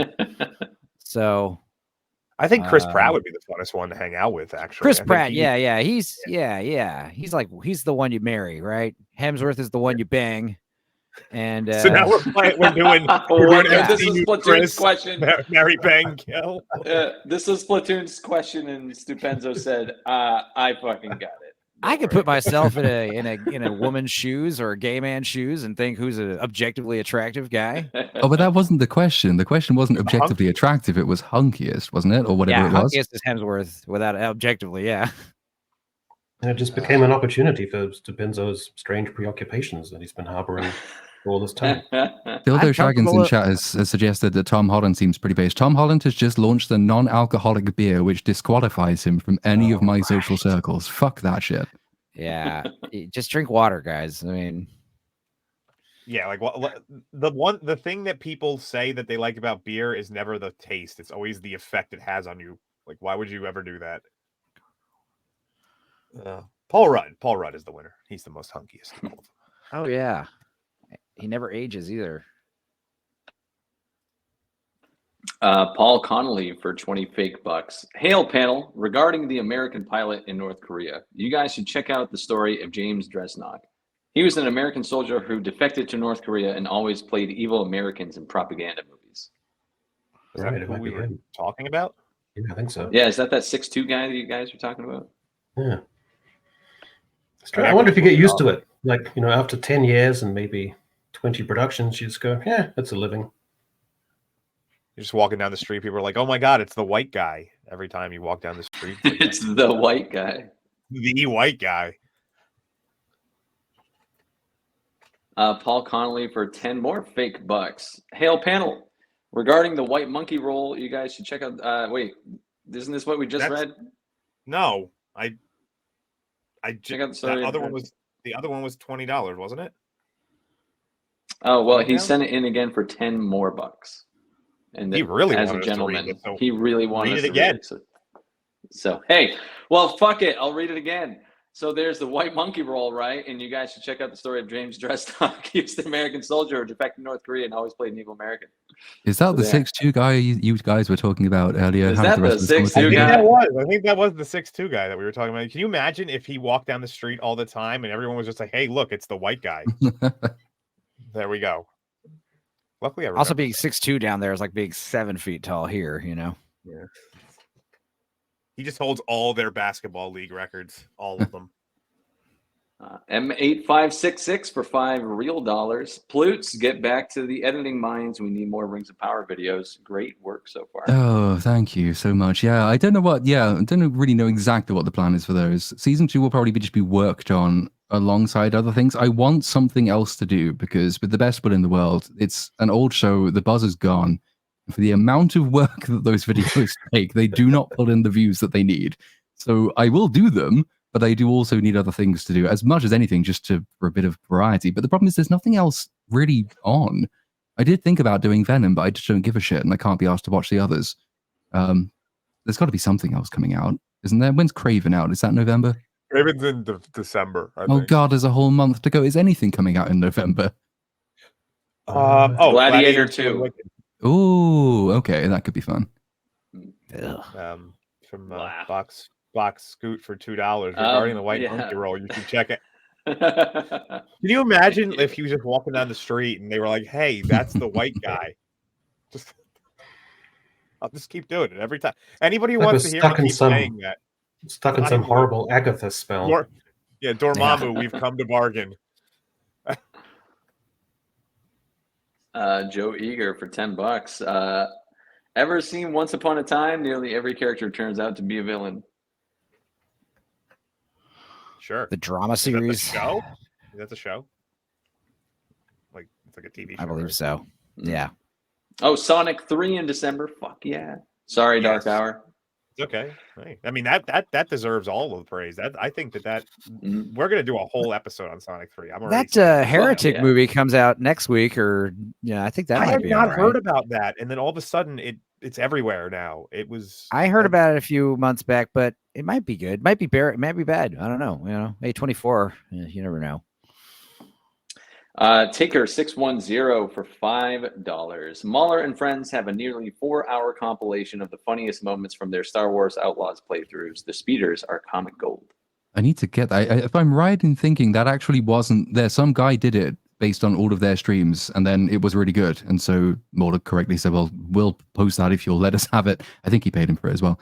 I need to watch that. I actually got Star Wars Outlaws, and I think I got maybe an hour into it. And I just got really bored. And then I started watching so many other people having more fun via streams that I couldn't be asked to play the game myself. So it's made me waste money, but it's been enjoyable to watch. So I guess I'll let the chat choose what the next topic's going to be. So we have three Okay. three other topics. The one is the Ray movie losing its writer, Spider-Man 4 being a thing and having a release date, or at least a release schedule. And the Mando movie has been wrapped officially, so that's done and ready to come out. Yeah. So They So I'll did let the something. chat- They finished a film. Well done, Lucasfilm. That's amazing. Never thought it would happen. yeah, so I guess I have a feeling it's going to either go to Spider-Man 4 or Ray. I have a feeling. Yeah, I'm seeing it like splits here between the two. Ray or Spider-Man 4. I was going to say I'll choose the one that it's on, but apparently I'm on the Mando slide, so I guess technically We'll Ray let is chat the decide. title. No, fuck it. We'll go with whichever one my mouse rolls over first. Oh, it's the Ray one. Sorry, chat. Well, no, I mean, I guess the Ray. I mean, if it's even, I can't start a poll. That would have to be Platoon would have to do that. But if it's even, the one that's in the title of the episode is probably the way we should go. True. That's a good point. Actually, we did tell people we'd talk about the Ray movie. We should probably do that. How about this? Let's do it brownie style. Let's just kind of do like 5-10 minutes on each one of them. How's that? I'm down. Well, everyone down with that? Try we have 3 topics. Try like 15 minutes on each one of them. Okay. So let's start with Ray then. All I'll say is it reminds me of the Blade thing. Like it's like if you've been coughing up blood for several months and you know something's wrong and you finally go to the doctor and they tell you, yeah, man, it's bad. It's terminal. You finally kind of come out like slowly and realize like, yeah, things are bad. And this is what's going on with the Ray movie. Like they're trying to do, I think they're really just trying to save face and not announce that it's canceled, and this is another sign that they're kind of hinting at it, but they can't just come out right and say it. The same thing happened with the Blade movie. You're seeing all this trouble and eventually they come out and they're like, it's not happening. So I think they may have given the impression. It's also what can happen if you commit to doing something, but you don't yet know how you're going to do it. So if you read, so the story for this basically is there was a guy who was attached to it, who I think had previously done work on things like Peaky Blinders, and he has it's actually Stephen Knight. He's the main guy. Yeah. He's not a writer. He's he writer. was the writer. Okay, he was. He's gone now. He is now gone. What? Daisy That's Ridley insane. has said that there actually just isn't a release date, so it's not going to miss a 2026 target. There isn't a 2026 target, so like she's suggested that it's not a massive problem. But if you look back in the history of the writers' room for this, previously you had Damon Lindelof attached to it, and I'm very happy that he's gone. And apparently he wasn't sort of mutually consented; he was asked to leave, in his own words, which is good. I wish more people would ask Damon Lindelof to leave because he's crap. It's just mystery box writing. But it does sort of sound like they know they want to do it. They are fairly sure they're going to do it. They don't know how they're going to do it. And they are currently cycling through various script ideas. I believe Stephen Knight, is that his name, submitted about 4 different ideas for this story and has since left. So they are going to do it. It's just... He'd been working on it for upwards of a year. He'd been deep into the process and been working through scripts. So he was quite far progressed through it. So if they're ditching him, that's astonishing. Man, they're all over the place. But it can be that the whole point and purpose of the film has changed. He can have been brought in to write based on what they thought the script was going to be, and then they've decided somewhere upstairs they want to take it in a completely different direction. It's kind of like what happened with the Obi-Wan Kenobi movie that then became an Obi-Wan Kenobi show that used very few of the overall plot points from the movie script. but used one or two. The idea was always there. They were always going to do something with it, but then the terms changed. And so the writer who had been brought in because they were going in one direction is not well suited to whatever new direction they're trying to take the movie in. I mean, there are all kinds of things it could be. It doesn't speak to a well-planned studio, there is that, but these things do kind of happen. But they could have established that the synergy wasn't quite there. At least, to take a year or a year and a half into that process to finally reach to that point, very strange. Yeah, I'm I'll just say gonna if you guys highlight want to every see, single boob job comment that there is. I said in the comments, if you want to see Daisy Ridley do a pretty good job in a decent movie, acting wise, is sometimes I think about dying. She's good in that one. She can act. I know she's like kind of a nepo baby, like they all are, but she's got that thing that those actors need. But yeah, she just. If I were her, I wouldn't want to be in the next Ray movie. I mean, it basically derailed her any kind of career Yeah. she probably could have had. And Yeah. the problem here is, and I think the reason why it's gonna, I'll keep highlighting while I talk. They can't really they can't really cancel the movie, because I think that this is Kathleen Kennedy's. I mean, the term magnum opus doesn't really apply because it's probably not going to be good, but it's the culmination of everything that she's been trying to do. And if they cancel this, it's a huge black eye on the end of her legacy, which is clearly what she cares about, the most, is being like, I've established that, the Force is female and all this stuff. And I know that even though it's not working, that's what she's always wanted. She wore the shirt day one. And if they cancel this, it's going to really look bad on that whole thing. What's a bigger black eye, though? The movie gets canceled because no one's excited about it, or that it comes out through all the against all odds and everyone hates it? Well, they will just turn it around if it comes out and it gets panned and they'll just do the thing where they're like, oh no, it was the toxic fans and it's really a good thing, and you'll have that 1% of the audience with 45% of the Twitter accounts that are going to tell you that it's good. Canceling it is like admitting defeat, What if they do like a horrible downscaled mid-ground where we feel that Daisy Ridley on the smaller, more intimate screen on Disney Plus can really imbue that world with a familiar face that characters and fans are going to love. So that could be or they do a Ray movie and it's like animated, like Disney Plus exclusive. Yeah, it never actually comes out to theaters. But it should be their biggest and one and only focus. They have ended a trilogy, for better or worse, and by that I mean for worse, and they now are at the beginning point of whatever the next saga is going to be. This should be the thing they are focusing on getting right above everything else, and they should have an idea for where that story is going. I wouldn't personally anchor that around Rey because she brings in so much baggage from the previous movies, but at least she is a holdover. You can still use some of your established characters. I say that advisedly. But they're not doing that either. They're doing the Mando movie. That's probably coming out is it next year or the year after? I think the Mando movie's due. Here, I have a slide about it. And they're working as well on whatever Dave Filoni is trying to pull together. There's always talk that somebody else has got a new Star Wars trilogy in the works. And we saw what happened when Solo came out. Solo is probably the thing that tanked the prospects for the Obi-Wan Kenobi movie. Solo came out, it lost money, and they revisited all of their plans. So it might even be the same thing. If they have all these various ideas for a Rey movie, the Filoni Mandoverse movie comes out and it bombs, hypothetically, and then the studio will turn around and say, oh my goodness, let's panic again and ditch all of our projects and work on something new. It must be a horrible place to work if you have no job security, because it all depends on what the last incompetent person has done. We do have a super chat with a request for a poll. Okay. John Callan for $2 We need a poll for Daisy's boob job, please. How would that even work? You would put up, does she need a boob job or not? No, I'd say no, because the little ones don't get enough attention, man. And they're not. They don't seem too terrible. And also, fake ones are, it's a red flag, Is Keira Knightley? I always thought she was a kind of horse-faced looking. I don't know. I'm just gonna. I mean, I've definitely steered. I'll defend her honor.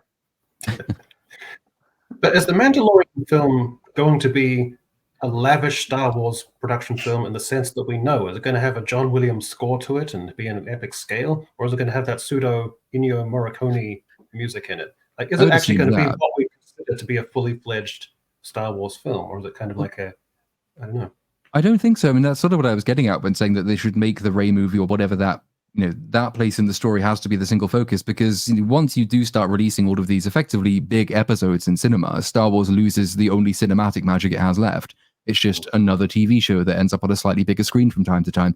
I think John Williams has mostly retired from Star Wars. He does come back for the occasional theme, but I don't think he's doing any more movies. He said he wasn't after Rise of Skywalker. And The Mandalorian is not in a healthy place. Mando season 3 was abysmal, and its ratings kind of, didn't reflect the fact enough, but they started to reflect the fact. So it's going to be, I don't think, very special one way or the other. It might at best be moderately enjoyable, but it's not going to have that Star Wars magic, I don't think. Yeah, you won't have the title crawl in yellow. You won't have the iconic music. So it's kind of like a weird, downgraded kind of Star Wars film. It's like the Sony equivalent to Marvel.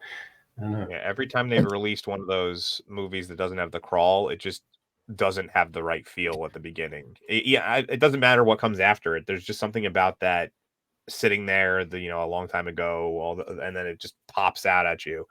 There's a feel to that can't be replicated in any other way.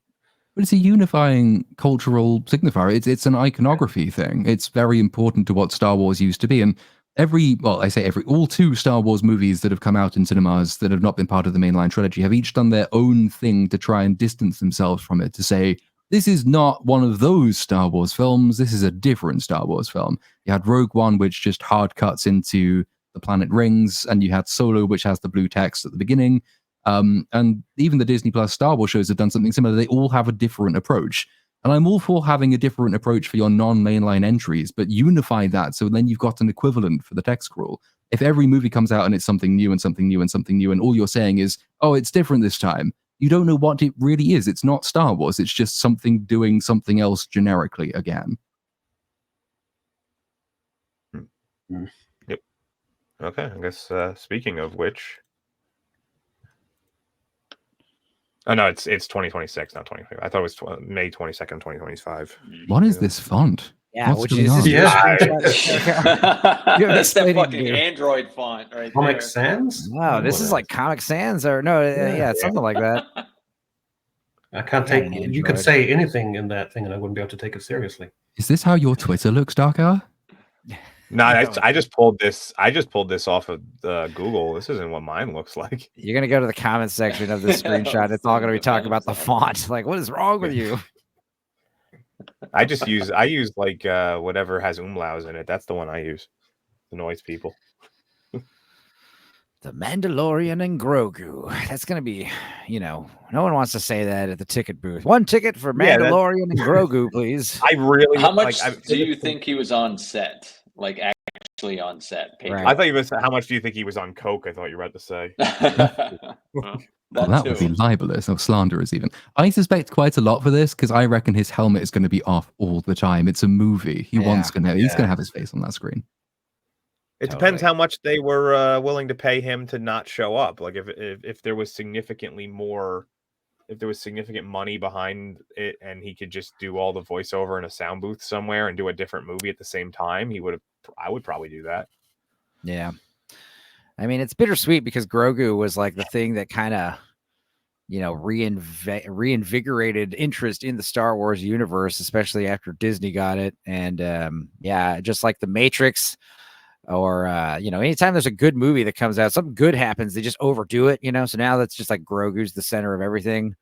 It would have been so much cooler if the Grogu guy was just in one season and we haven't seen him since, and he was just a cute little guy, and instead he's like the secret to everything.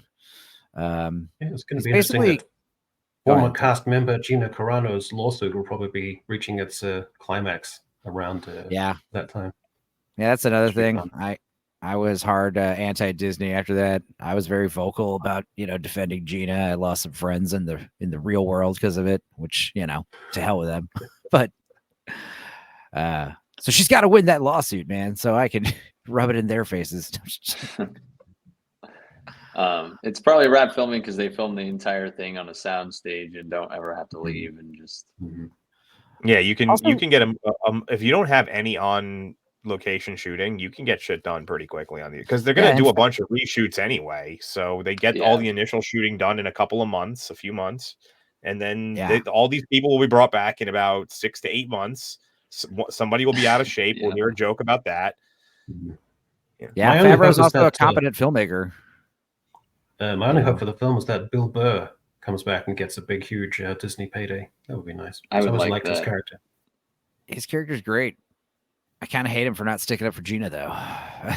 Carl Weathers kind of did, and he's dead now. It's sad. Look what happened to him. I know. Yeah. They can't really bring him back. They won't recast him. We've seen that with T'Challa. They're not going to recast him. So I think that was a huge mistake now to not recast. I mean, I thought it was in the first place. I thought recasting him would be fine, T'Challa, but goddamn, they really need to do that. I mean, is this going to be the Grogu send-off that we all kind of, or is it just going to be just a glorified season of The Mandalorian that gets released in theaters, yes. Yeah. It's probably going to be both of those, actually. I don't know if they're going to, actually, I don't know if they would do a send-off for Grogu. He's really he's only too thing valuable. He's the only merch that sells. And then just think about a few years ago when the first Mandalorian season came out around Christmas, everyone was like, where can we get the Grogu stuff? And they didn't have any of it. It's idiots. It's because Hasbro refuses to not leak any kind of toys that are coming out. They have to put out some sort of advert for it, and Star Wars hates that. Like Lucasfilm hates that, so they've started essentially hiding their characters from them. So, dude, I mean, my favorite analysis of The Mandalorian is that Grogu represents Star Wars, the franchise itself, the IP, and then you've got the Mandalorian and all the bounty hunter type characters. They are, Favreau and they represent like the fan type creators, and then you've got the Evil Empire represents Kathleen Kennedy and Disney, and they're fighting over this IP, or who gets control over it. It's pretty good. It's just sad to see something iconic with spirit and magic to it just reduced to this benign nothingness. There was a time when the Phantom Menace was coming out, where there was a Brad Pitt film called Meet Joe Black, which was just a kind of vehicle for him, and it had this huge spike of ticket sales, went through the roof, and the reason was that people were paying a ticket to buy it so they could go in and watch the trailer for the Phantom Menace and then leave and not bother to watch Meet Joe Black. That's how strong Star Wars hype and love was. And now it's just a show with that thing with the cool Grogu character. Maybe I'll go buy it and sit down, eat my popcorn, whatever. I don't care. Well, like I said, those Star Wars trilogy movies were awful and we hated them, and we all became internet nerds partly because of that movie, Last Jedi. I was always Mandalorian an internet nerd. Yeah, Mandalorian was the first time where it was like when that little Grogu character showed himself, that little baby Yoda. That was like the first time where like the nerds and the normies, they were all kind of like, that thing was cute as hell. What was that? It was definitely a unifying moment. Yeah. It was the first time that Disney had created something on par with the first three movies, in terms of capturing, the imagination of people, And it didn't hurt that the first season of Mandalorian wasn't egregiously terrible. Right. I don't know if I'd call it good, but it wasn't insulting. It definitely did things, at least early on, that people wanted to see. It started to go a different direction toward the end, but it didn't hurt that. There was positive hype for it before it came out, They tried to hammer Babu Frick, and they even had like a little commune of Babu Frick guys underneath the pavement in the Mandalorian season 3. But they just looked kind of weird and jerky, like those green little construction guys in Fraggle Rock. It just looked off. Yeah, Mando to be season fair one though, was just very good proof that there's actually a very, very, very low bar for success in Star Wars. Like the memes Yeah. about Star Wars fans being impossible to please, it's not true. They just don't like it when you assassinate their favorite characters on screen in front of them. That's all they don't want you to do. Mando season one is full of mistakes, but it was really Yeah. popular. Even I give it a bit of a pass because it's kind of enjoyable if you don't pay too much attention to it. That's how low the bar is. And yeah, it did get steadily worse and worse, and like even more incompetent than it already was. But it was fun enough. That's all it needs to be, is fun enough to start rebuilding a little bit of hope in the franchise. But I think that's still too much to ask for. yeah. Yeah, once you're at Lizzo, it's time to wrap things up, I think. Oh my god, For yeah. sure, like, That being said, I guess we'll do the last topic here and then kind of do the rest of the supers. Cool. Yeah. This was the one that was Spider-Man. 2025 that was when I thought of the number 2025. But yeah. It is happening. And the release date is 2 or 3 months before, I believe, Avengers Doomsday. Yeah, I actually have a slide for that too. Yeah. Hold on. Oh, you do. Look how prepared you are. Is it a few months after or before? Yeah, it's 2 months I don't after. It's remember. gonna be the middle from what I've been reading. Ah, yeah.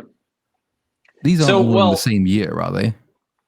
No, No, well, within a 365-day period, they are actually. Yeah, Oh, basically, Spider-Man 4 is essentially going to be the Captain Marvel of these two Avengers films. Oh. So no street level shit at all then. Yep. You know Basically. what I mean? Like, because that was the call for a lot of Spider-Man fans, was to have him finally go back to street level where he Yeah. kind of belongs, since he's been adventurous with the Avengers and all that shit. But there's no way that he's going to have a middle film here that doesn't. It's obviously meant to bridge the gap. So Yeah, So I much would for love to street see level. Spider-Man just fighting, thugs and robbers and, gang members. That'd be fun. Just like how I would love to see Venom fight Spider-Man, but, sometimes we don't If get there's a what we want. movie it's going to happen in, it's going to be that one, and that's because Secret Wars is where he got the black suit. So if there is ever going to be a scenario in the MCU where it happens, it's going to be in this 3-film stretch. yeah, it's quite true. I hate everything to do with Spider-Man. I think the character's bollocks, and everything to do with it is bollocks. That's just my view. Hot Damn. take, More of Nick a Chamberlain. Spider-Man What did fan. Spider-Man do to offend you so much? He didn't do anything to interest me in the slightest. I find him Ah. hectic and annoying and jittery and banal.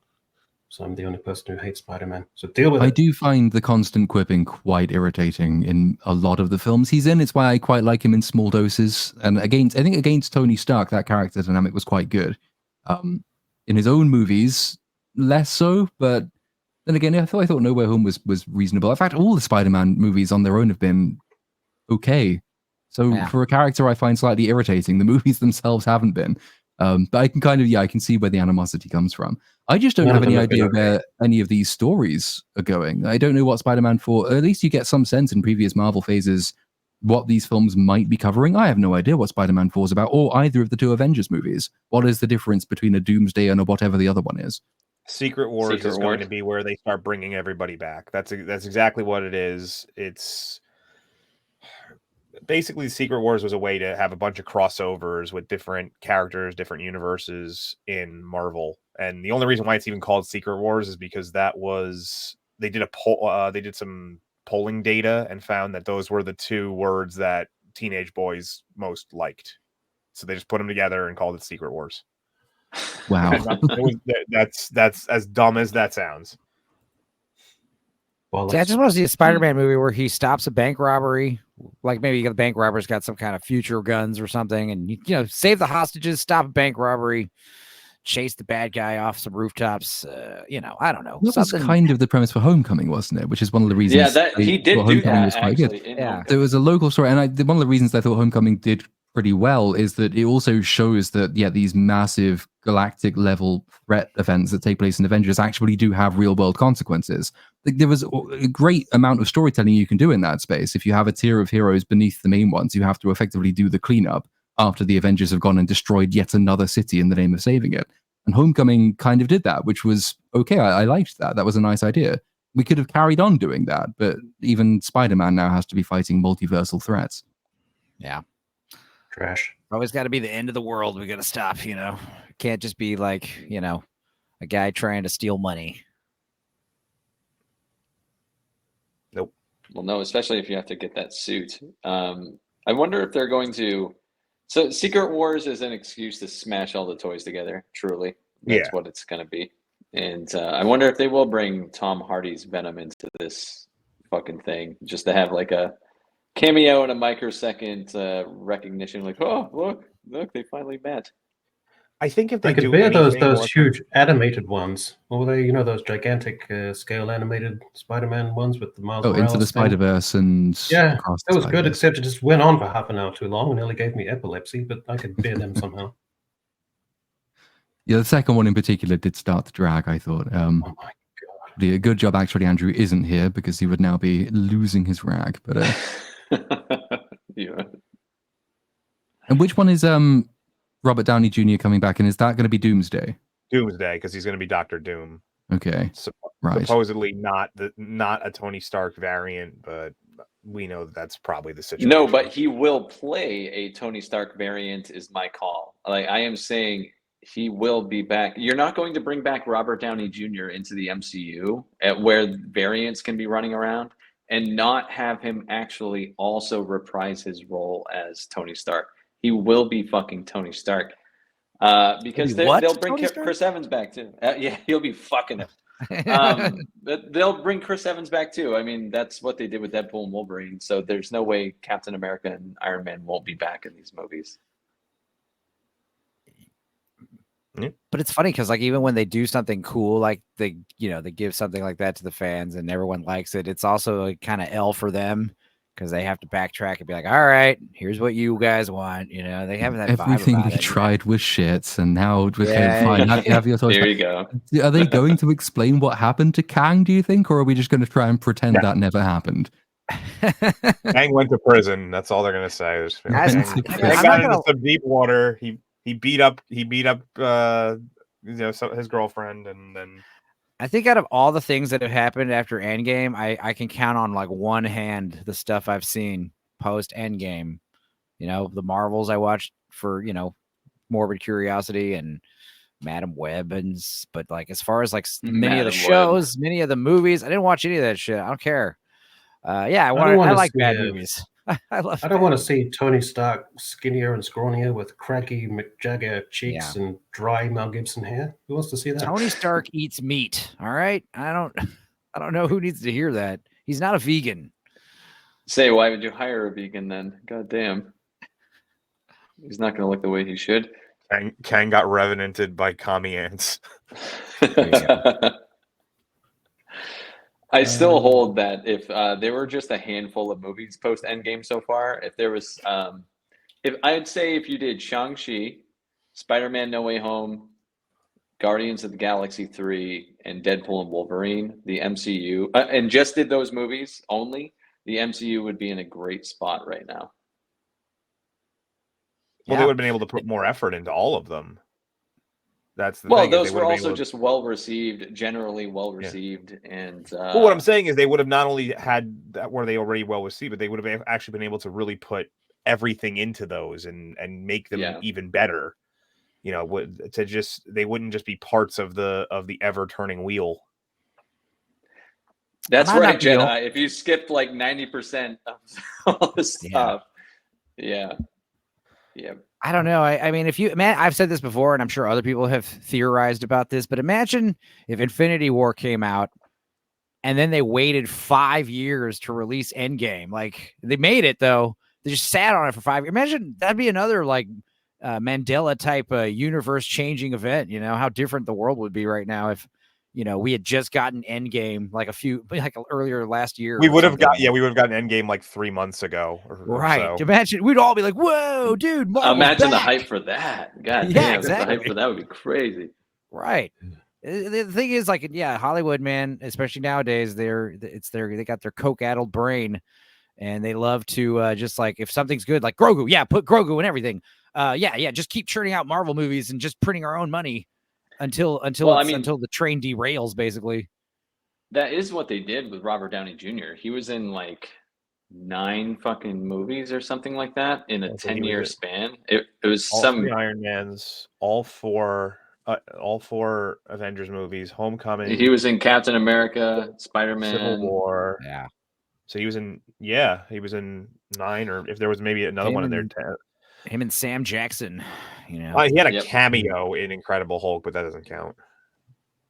Oh, I would count that because they put him Yeah. in there to sell it. He was in the goddamn trailer for that movie Cameos to count try for and sell sure. that movie. He did that for free too. He just did it as a favor. I remember that. Yeah. Yeah, I mean, there was 2 specific moments, early on. Like it was obviously seeing, what was it, Captain America, Thor, and who else? Iron Man, just like in the woods having a conversation together in the first Avengers movie. That was a moment where kind of look outside the box. You're like, this is a big deal, what we're watching right now. And then the second time that happened was the Civil War with big airport fight. Spider-Man's running around. That was like, okay, well, where this is getting crazy. The supposedly big airport fight, big airport fight between Right. 8 people. Right. But still, the point is, like, you could tell there was this build up to things that we don't get anymore because, like, these producers just want to blow their load as fast as possible. Cynic left. I was going to pull up a super chat, but I guess let's pull up some regular comments for a minute. Well, that one, a lot of them are now talking about one of the super chats. I'll just pull up a super chat. Why not? I guess Platoon, it's your channel. Joker Warbutts for 20 somethings. Donkey Kong Krona. I think that's Danish Krona. Danish Krona. I prefer Donkey Kong Krona, so we'll go with that. Tell me Donkey Kong Krona it is. About your love. Is that Attack on Titan? I think that's Attack on Titan, Lord of Peasants. I have still not had time to watch it properly. I have just had it on as background. So my impressions are that it looks really good and it sounds pretty good. And I like the design and I want to watch it properly, but I have not yet done so. Oh boy. That will be Common People for £5. I have a folder on my browser. Oh, that could go in many directions. Called Sleep, and it went in an innocent one. Platoon's channel is in it. I like when his lyrical voice penetrates my ear holes while I sleep. Slightly less. And it went right back. Oh yeah. I don't think this one's attached to anything. It's just $50 Mexican Danielle, dollars. yeah, for birth, for 50 Mexicans, something. Hooray. Thank I you. guess, yeah, it's not pesos. I guess it's dollar sign. So Just I've tried Mexicans. drifting off to sleep once to one of your videos, Platoon, but there's just a little current of incredulity in your voice, which keeps me on the edge of sleep, so I can't quite drift away. Like sleep deprivation torture. We should Yeah. use that. You have to suffer rings of power, you strange terrorist. Or if there's a Waco-like compound, they could just have your voice on loudspeakers to try and numb them into submission. Dick Shaft for €6. To the tune of, I don't know this, Toreador? Right? Five think Nights at this one's Freddy's, probably- Fazbear, if uncultured. Oh, what is the... No, someone who will have to do this who knows what that tune is. I was going to Yeah, say this one's gosh. probably aimed at Echo because this happens on his stream a lot. But does anybody know this song? No, I don't know the tune. Fazbear. Let's see. Maybe I can look it up. I know the Five Nights at Freddy main tune, but I don't know the Fazbear particular motif. I know nothing Yeah. about any of it. I think I've seen the movie, but that's about it. I don't think it's in the movie. So yeah, unfortunately, we can't really complete that one unless you do want this. to. Leave... well, I ahead. wouldn't play it. 'Cause that No, would I mean, probably- not on. I'm just... Oh, Oh, that song. Okay. I don't know how to sing this though. just do it in a vaguely sea shanty kind of way. You'll probably get away with it. No.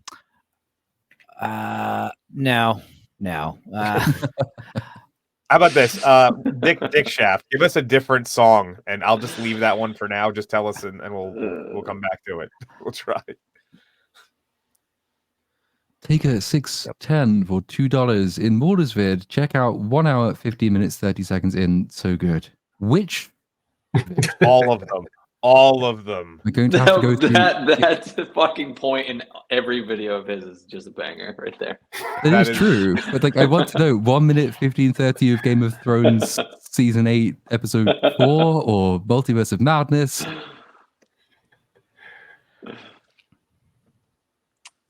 Platoon? Genmeister 4, 5. Are they the communist dollars or the Canadian dollars? Which ones are they? They're the communist ones. Yeah, Canadian. No, They're they're the same. Canadian. Communist Canadian is the same California. thing. California is also the same thing, just variants of communism. Off-topic question for the panel: which film had the best cannibal sex orgy? That's okay. Conan the Barbarian of 1982 or Event Horizon? My choice is Conan. I would choose Event Horizon just because Yeah, it's Event so Horizon. insane. It was lost to time because it was deleted. Yeah, I was It's gonna just say too there's like much. there's some like lore behind that one that it was so bad Yeah, I they mean- had to remove it. What's his criteria? Like the best that the participants were enjoying the most, or the one that you enjoyed that got off on the most, or the one that was like most best rendered cinematography? Like, what's his criteria? Yeah. My favorite blood orgy is Woodland Critter Christmas in South Park. Oh, That was yes, the good best blood shout. orgy. Mhm. Yeah. Yeah, sacrifice me to the devil. Woohoo. Nick C for $1.99. Accurate live action Wheel of Time or Silmarillion? It's got to be Silmarillion. I mean, I'm going to say Silmarillion either way. I've never read the Wheel of Time books, so they are on my list, but I have all of George R. R. Martin to do first. So I'm going the Silmarillion as long as they don't fuck it up. Is anyone here a big Wheel of Time fan? No, not really. So I'll go with the No. Silmarillion as well. Readings for nerds, Platoon. Echo, it's for you. Do you want to take this one? When is Echo gonna become a VTuber with his Kiwi? Ponders M8566 for $2. What's a VTuber? It's what Platoon's It's- doing right now. Kind of Yeah. like Oh. what my thing is. It moves. Most VTubers, there were underage animated girls who get banned from Twitch for reasons. Exactly. All right, now I'm up to date. I do like that character, by the way. The Oh, one good. that the Kiwi, the Professor Kiwi, I think he was called. Yeah, I'm really working on my graphics, and it seems to be working. Yeah, I liked it. Did Richard Shaft ever give us an alternative song to do this to? I had the I haven't Supers seen open. one so far. sorry, Dick Shaft. But yeah, that's all the supers.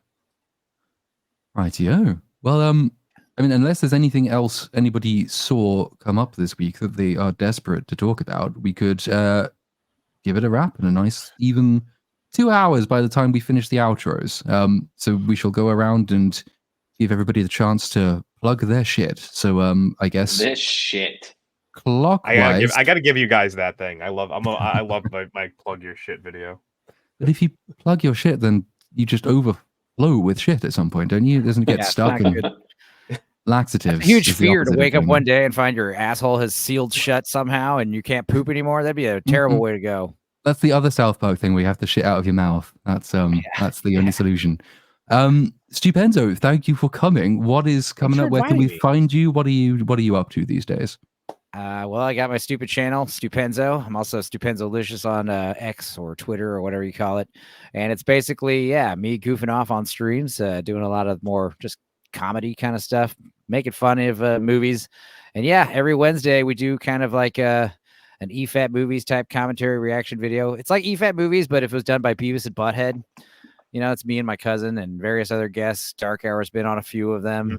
I've got like over 120 something movies I've done so far, and a good chunk of them are horror movies. So, and a lot of them are full length because there's a lot of crap that's allowed on YouTube. So, I'm here for the lulz. It's fun, and I enjoy getting on these streams and just nerding out with the bros. Use either this or do fantasy football, and I think I chose wisely. So, thanks for having me. And I think I'm 40 something subs away from 500. So. All right. It's been a slow roll. It's been fun, and I'm never quitting. So it's great. I think That's you'll good get there stuff, by the yeah. end of this. Anyone in chat who hasn't already subscribed to Stupenzo, if you can get him closer to that 500, I'm sure he'd be much obliged. Echo, what's coming up with you?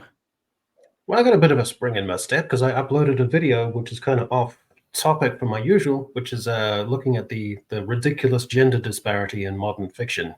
and did a deep dive into that. And I thought it was just going to be 10 out of 10 on the list, but it's going gangbusters, and the algorithm caught it a little bit. So that means it's cool because it opens up new scope for me to do stuff outside of film and streaming and have an audience for it. So that's cool. So please go check that out. And then it's the first anniversary of the Echo Chamberlain live stream tomorrow.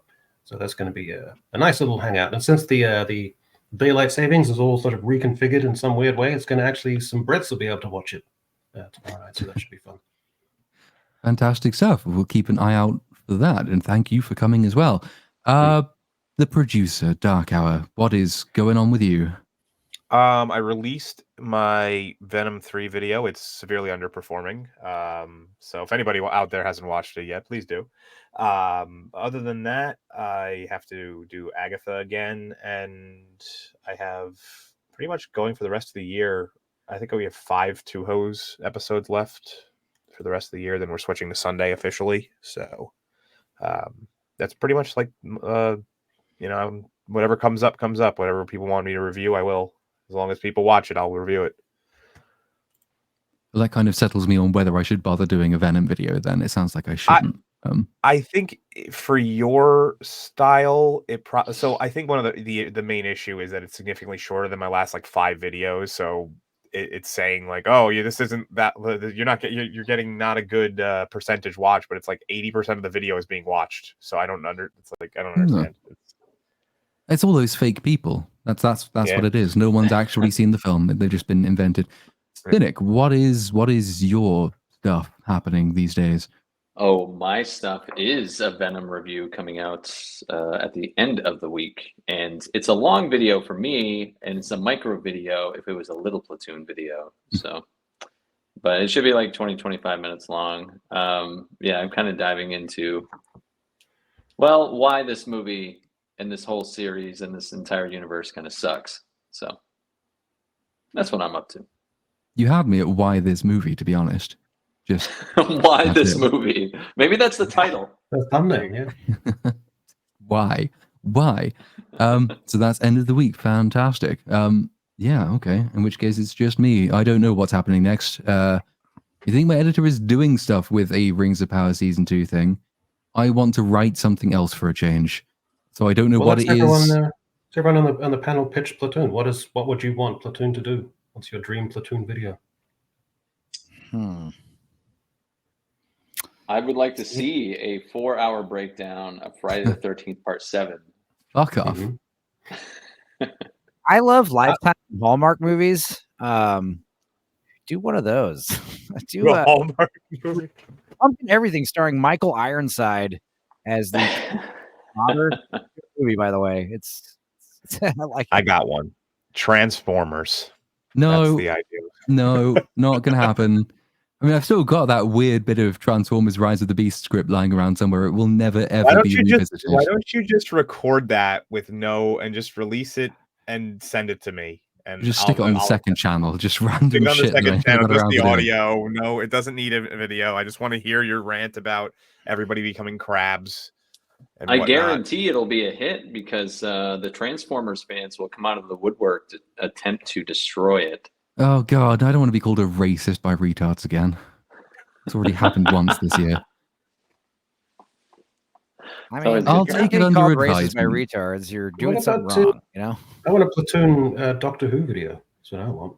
I actually have done all of whatever the most recent season was. I did all of episode 1, or almost all of it. I've got like 10 minutes left to edit. But I got so bored, and I didn't have enough really like clips in the clip bank, and so it was taking ages.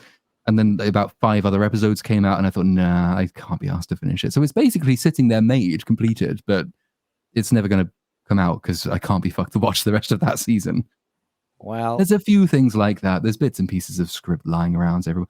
I need to finish Dune. There's loads of stuff. Doctor Who, I thought you'd be super like agitated and have some sort of inner compulsion to want to do a video on it. I've never really cared about Doctor Who. Like, I saw when I was a kid, I saw loads of the David Tennant era. I think saw some of the Eccleston one, some of the Tennant, probably most of the Tennant one, and I think I stopped it around Matt Smith. It just never really was my thing. Cool. Here we go. But at least on the flaky identity politics and virtue signaling stuff combined with destroying a British icon, it seems like perfectly conjured up. True, but there are so many other examples of that happening at the moment. I guess. It's really take your pick. Not all British, but then Doctor Who's been bought by Disney, so it's not really anymore Yeah. either. We'll see. Something at some point will come out in the near-ish future. It might just be another Rings of Power thing. We have more supers. Yeah, this is a clarification about that 1 hour 15 minute Oh, right. 30-second one. Mahler's Star Wars Outlaws supercut, of course. Oh, I'll just stick the whole thing on later, I think. I think there's a couple suggestions here. Dune is, the script is long, but that's in progress. That's one of those like Rings of Power 2, which will be worked on. I just don't know when it's going to be done. It should hopefully be like end of the year kind of thing, that one, I think. So eager for 20. Flash Gordon TV series from the 2000s. Probably not is going to be my answer to that one. I don't want you to do a video on it, but I would love for you to watch. This goes for everybody actually on the panel. I would love for you guys to watch the good movie, Paris, Texas. If you guys haven't seen it, it might change your life, change mine. And then the bad movie, I'd love for you guys to see Rockula, just to understand like what the hell I've gone through seeing that movie. Like I said, don't need to, you guys don't need to make videos on it, but I just want to share the conversation about those. Let's just share the pain. Yeah, and the joy. Platoon, surely a Joker folie à deux for its hubris and pretensions. You could weigh into that. I know, but I'd have to watch the first one, and I still haven't finished it. And it's just so much work, and everyone's done it, and it's old now. So, yeah, there's loads of this. I fell way so far behind with Rings of Power that I missed the boat on lots of other things. There was also a vague idea to combine like a Deadpool, Wolverine, Alien, Romulus, Borderlands video, which is sort of just like reference movies, and why there actually isn't such a gulf in quality between Borderlands and Deadpool and Wolverine, but everyone acts as though there is, because the references in Deadpool and Wolverine are popular, and some of the jokes kind of land, but as a story, it's still absolute dog shit. It makes no sense, and it actually doesn't do very well by the characters. And the theory for this video would be if I went through and analyzed the plot, but every time the plot hinges on a reference to something you remember enjoying, I would just say, because of reference, this happens. Because of reference, that happens. As a result, reference. This is reference, and because of reference, reference. And that's basically the plot summary at the end of it. It's empty. If you take away like memories of things that you remember liking somewhere else, would be another potential idea for a video. There's loads of ideas. I'll decide on one of them one day. And this is the last super chat. Nixie for $4.99. Read Wheel of Time. It's the only thing I've read that comes close to Tolkien. I've heard good things about it. I just know very little about it. I lied. Oh no, that's sorry. That's it's still showing the $20 one. So you lied about lying. Yes, I retract my lie. I have to print a retraction. But yeah, that's I think that wraps us up in that case. Thank you everyone on the panel for coming. Thank you chat for sticking around.